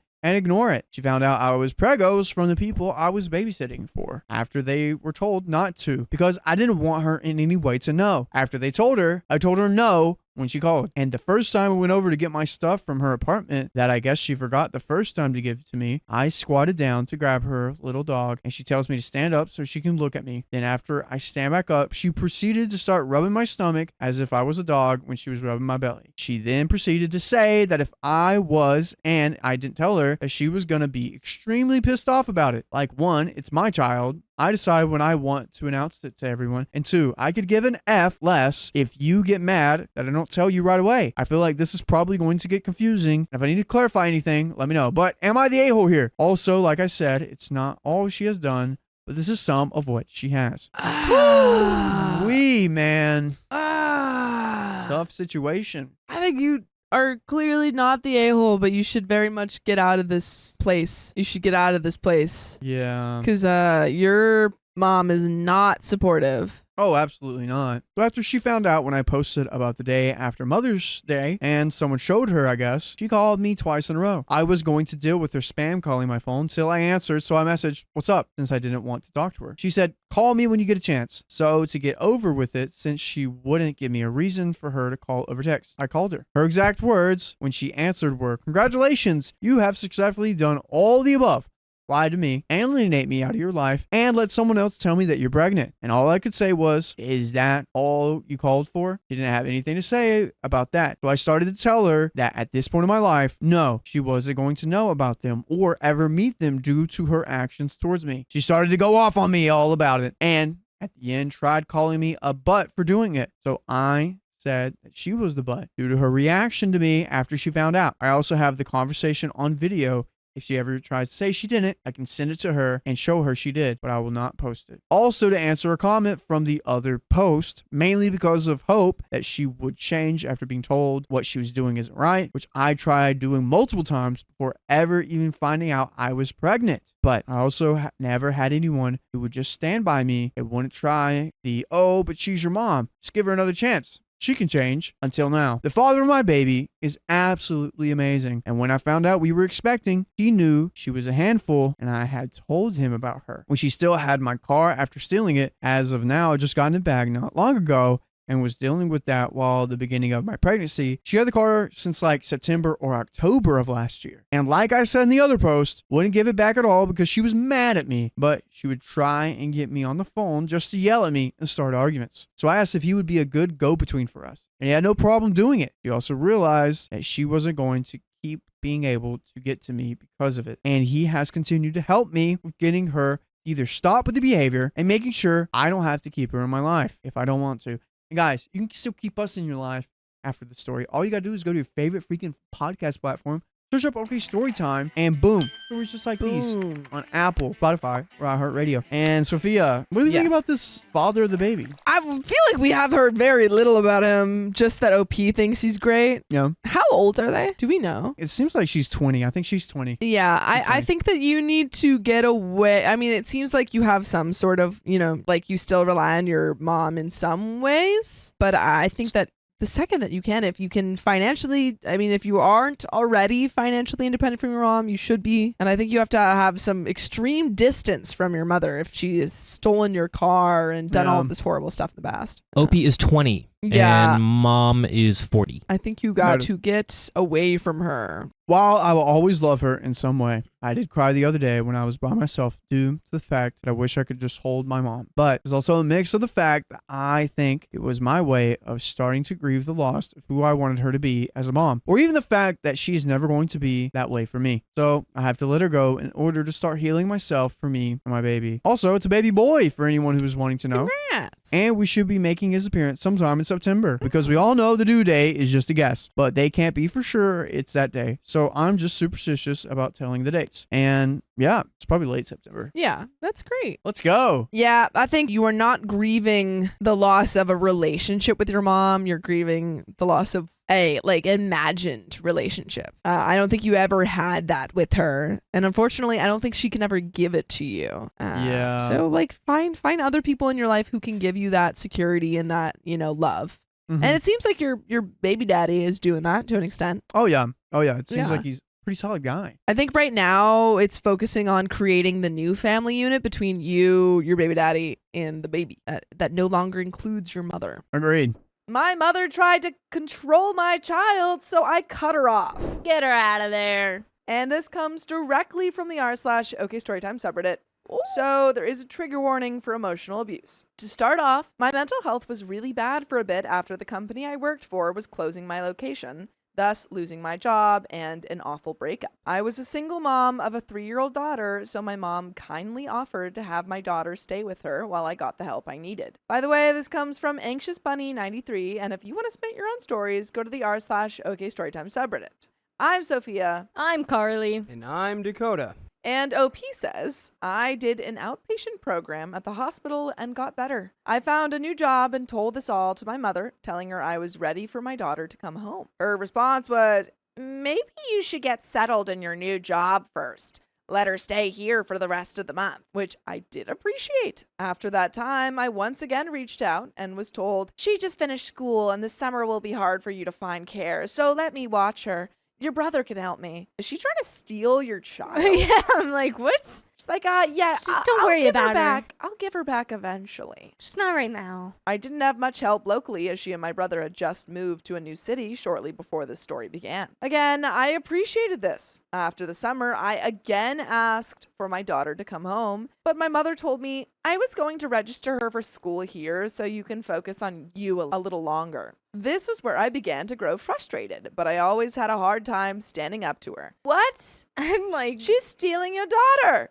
she's fully registered. Because then if she's registered in school, she Yeah. has to stay. She's got to be there. She's stealing your daughter. Oh, Around this time, I had began to date my now husband, let's call him Tom. He supported me and loved my daughter on all my visits as she was at my house every weekend. During the next few months, we did move rather quickly and were living together a few months later. At one point, we had hoped to expand our family, but faced some disappointment. When I went to my mother for comfort, she told me, good, I can't raise any more of your kids. You stole that one. You didn't let her go back. I kept asking for my child. Give me my child back. Also, even if like, because it's not like she fully, like, I'm sure that it could have been like, no, give me my kid back, but it's like she kept offering. Yeah. Also that. Shortly after this, I again asked for my daughter to come home, which was halfway through the school year. My mother told me she wanted my daughter to finish the school year with her. I said some not so nice things to her, including a lot of swear words. This is where I started looking at legal help. Finally, yes. Sue her and make her give you your daughter back. Or just go pick your kid up. Come on. My aunt, let's call her Mary, found out I was asking a lawyer for legal advice and asked if she could talk to my mother before I did anything. I agreed. Several minutes later, I received a message from my mom saying, "You could have just messaged me about this. When are you picking her up?" I gave her a date shortly after my brother's upcoming birthday so she had time to pack and my brother could enjoy some time with her on this day. After she finally came home, my daughter told me how difficult life has been with my mother. And this honestly brought up a lot of challenging experiences I had normalized from my childhood. Emotional manipulation, controlling behavior, harsh treatment, the works, in a whole new light. She told me my mother had lied to her, saying I never wanted her back home, that I didn't love her, Oh my etc. God. My heart was absolutely broken. That's awful. I would never let her see my child again if she said that to my kid. I have like no words for that right now. That's, oh my God. To tell a child that her mom doesn't love her? And then for like neither of them to, like the mom and the child to not know. Yeah. At this time, my family held what I call interventions where they attempted to repair the relationship. However, they all consisted of me being open about my feelings, while my mother sat there staring at nothing in particular and not responding other than to guilt me for never appreciating her help and sacrifices. I still allowed my mother to see my daughter because I do think the grandparent relationship is important. Shortly after she moved back home, we started getting constant CPS visits and accusations over nothing. One being that Tom was acting inappropriately towards my now 5-year-old daughter, despite him never being alone with her as he had given me the opportunity to be a stay-at-home mom at this time. We buckled down, did what CPS wanted, including a parenting program due to her behavior issues and tension in the home after the whole ordeal. And they constantly told us they had no safety concerns whatsoever. My mother kept accusing Tom of being controlling to the rest of my family, though they actually knew him and knew that wasn't the case. They still can't understand why she dislikes him so much. After this, and a visit from my brother where he told me she had asked him to record my daughter for her so she knew she was safe, I ended up blocking her from my cell and Facebook so I wouldn't say more awful things. Frankly, I just didn't want a relationship with someone who didn't trust me or my judgment with my own child. Shortly before my daughter's birthday, I got an email from my mother asking if she could take her overnight for her birthday. I literally would not do, no. No. No. Are you like that? I hope that was not even like an option in your mind. I'd be like, no. Remember when you told my daughter that I didn't love her? Remember when you called CPS on me? No. Remember when you didn't want to give my child back? No. I asked my daughter, who said she'd like to, but would be more comfortable with my Aunt Mary or her great-grandparents present for the visit, which meant no sleepover. I relayed her feelings to my mother via email and never received a response. Mary ensured they still saw each other regularly with my knowledge and honored our boundaries. My mother told my daughter about the email and told her I never replied. Okay. We just have so much proof that that's not true. Right. When she told me this, I showed her my response and told her she was again lying to her. At this point, I do think that we need to cut your mom off. Yeah, I like. At this point, your mom is actively lying to your daughter. I don't know how we didn't after she was actively telling your kid that. I would have cut her off after that. You hated her. Yeah. I mean, there's just no appropriate kind of. I certainly wouldn't be bringing my kid back without me present. No, absolutely not. There's no way that, this mother would ever be alone with my kid. Eventually, the visits slowed down.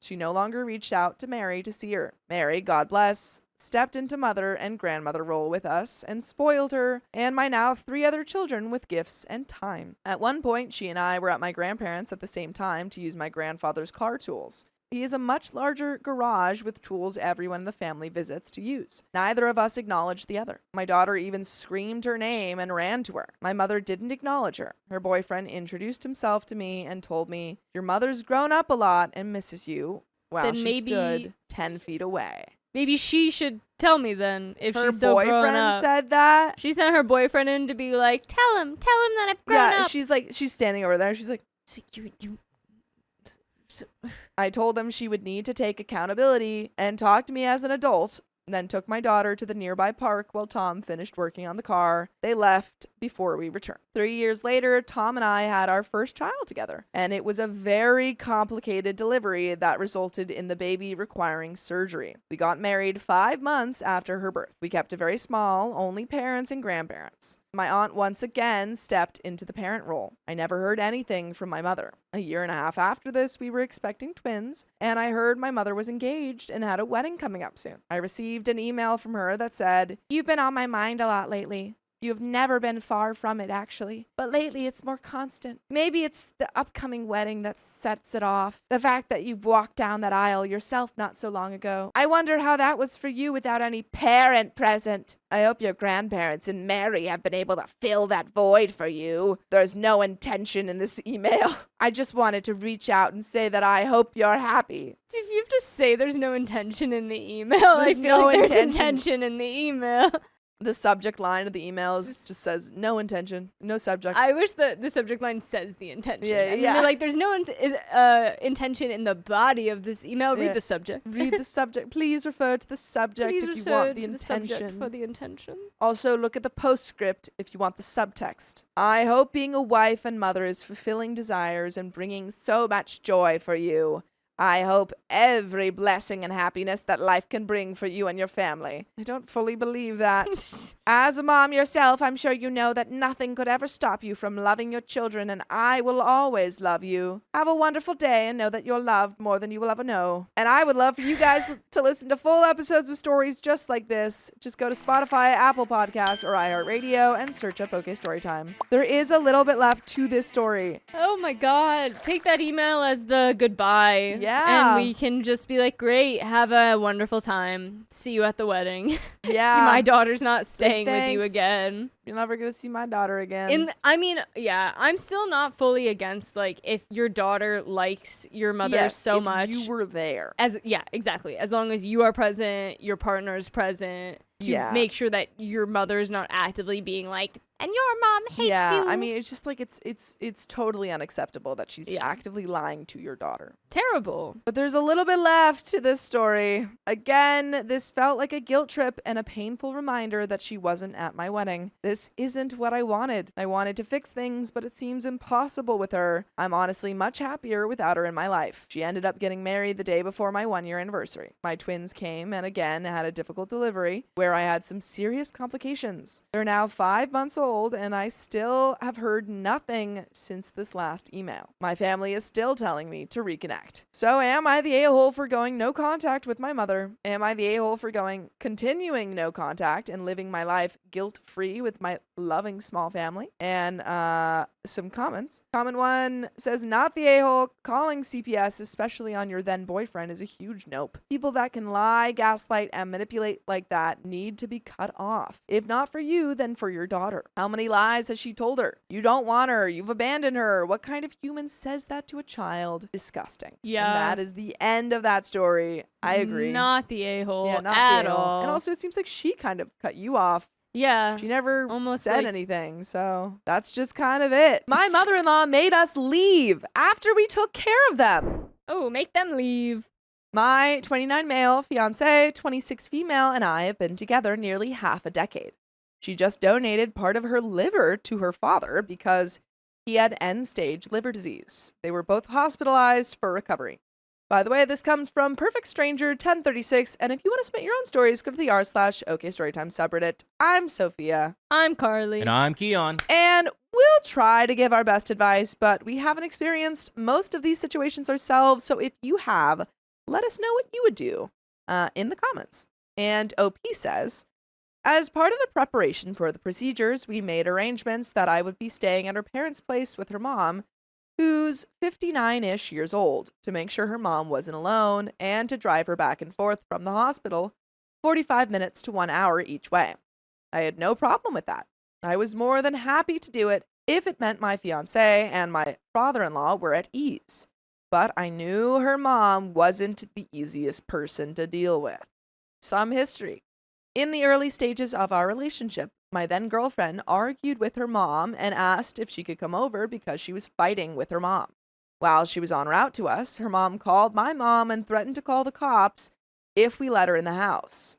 Mind you, my girlfriend was 22 at this point. Her mom then began to insult my mom's way of raising me and my sisters. My mom fired back with, "My daughters aren't the ones running away from home because they can't stand me." That year, I gave her mom and dad the silent treatment for disrespecting my mom and my family. A lot of moms. A lot of moms. A lot of mom drama. My girlfriend asked if I could ever forgive her, and I said no. Eventually, I did, because it was important to her. You don't stick to your word, OP. I didn't think I could ever forgive her. I forgave her. I did, because Same sentence, dude. my girlfriend told me to, so I did. Anyway, years later, I've learned her mom is quite a piece of work. Didn't you know that? Not a day goes by around her where someone doesn't say something that she finds insulting and she snaps at them. We're in the elevator headed to fiancé. Mother-in-law decided to see father-in-law, who's still on a lower floor in SICU. I asked her if she wanted me to accompany her. She said, "No, I know how to get around." I said, "Okay, you sure? Because you seem a little lost earlier."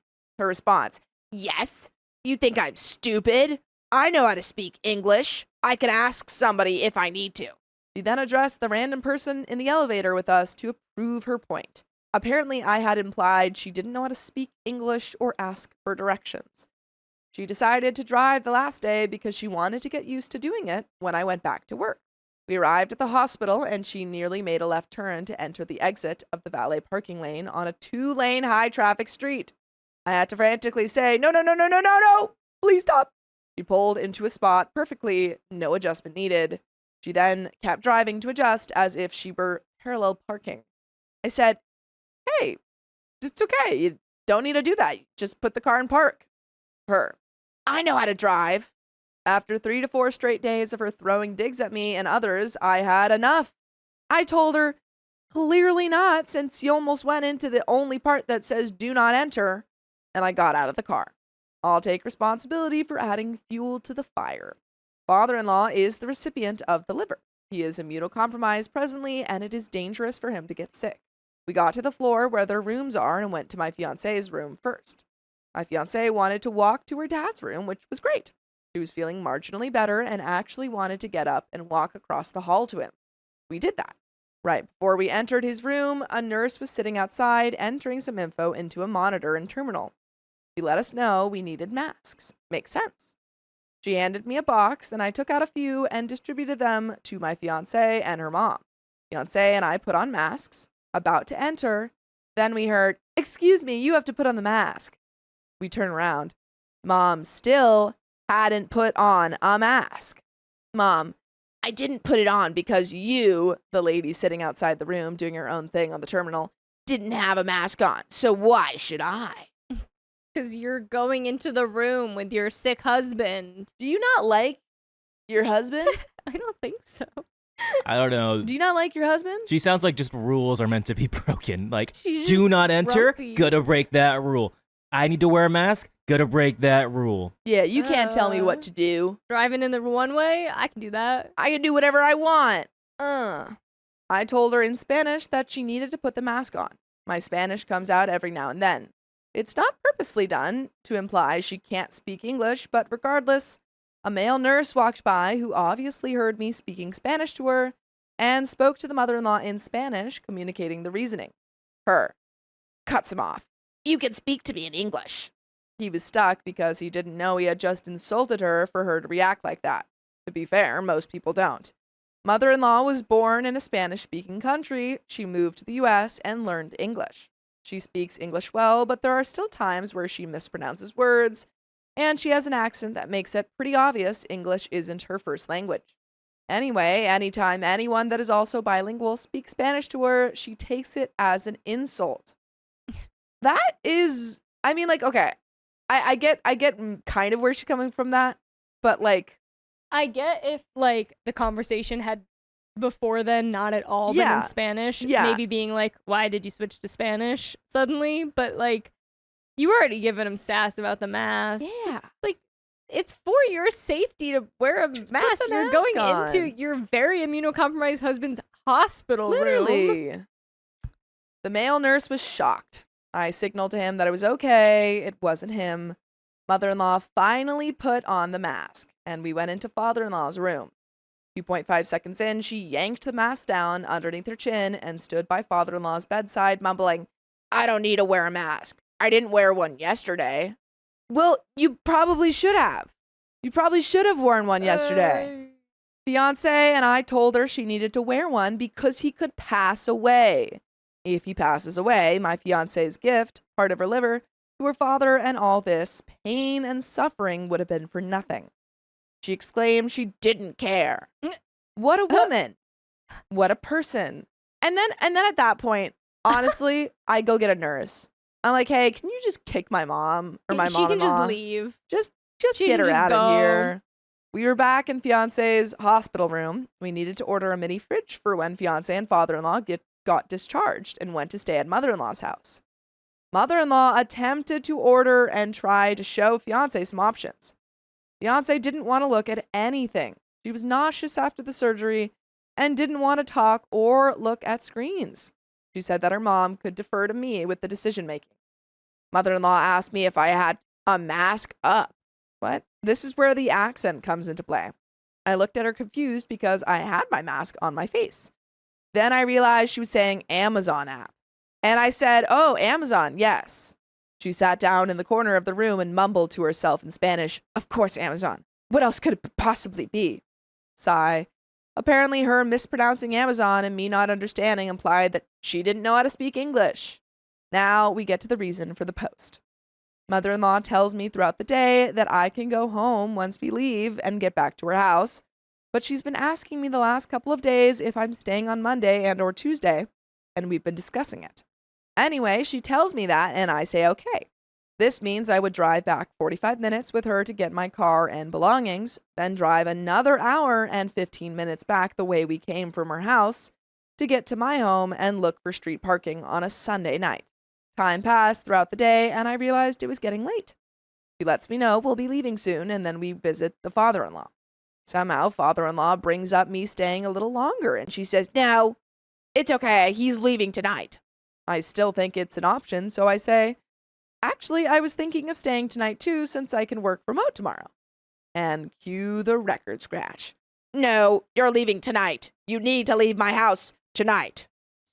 Mom's just a hater. She's the worst. She's got a problem with everything. You're literally trying to be there for your fiance and her dad. And she's like, "Get out. I hate you."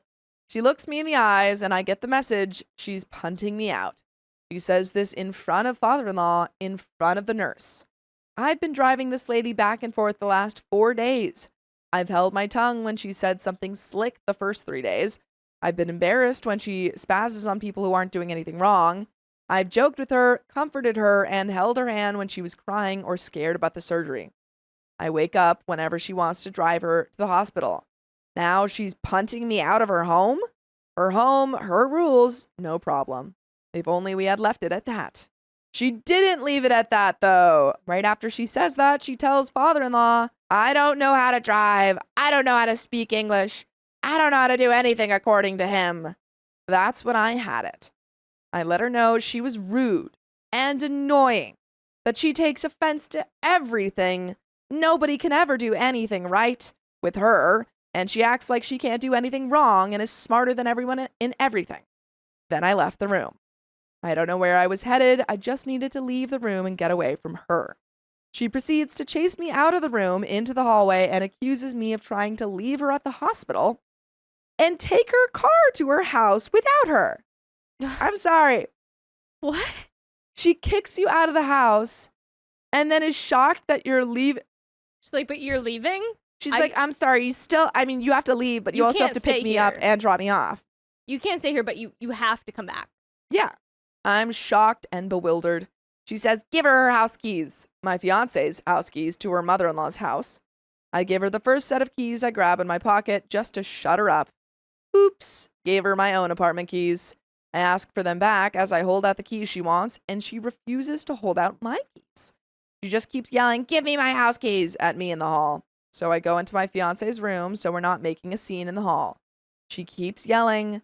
I give my fiance her keys to be the mediator. She gives the keys to her mom, and her mom throws my keys on the bed and leaves the room to go to father-in-law's room.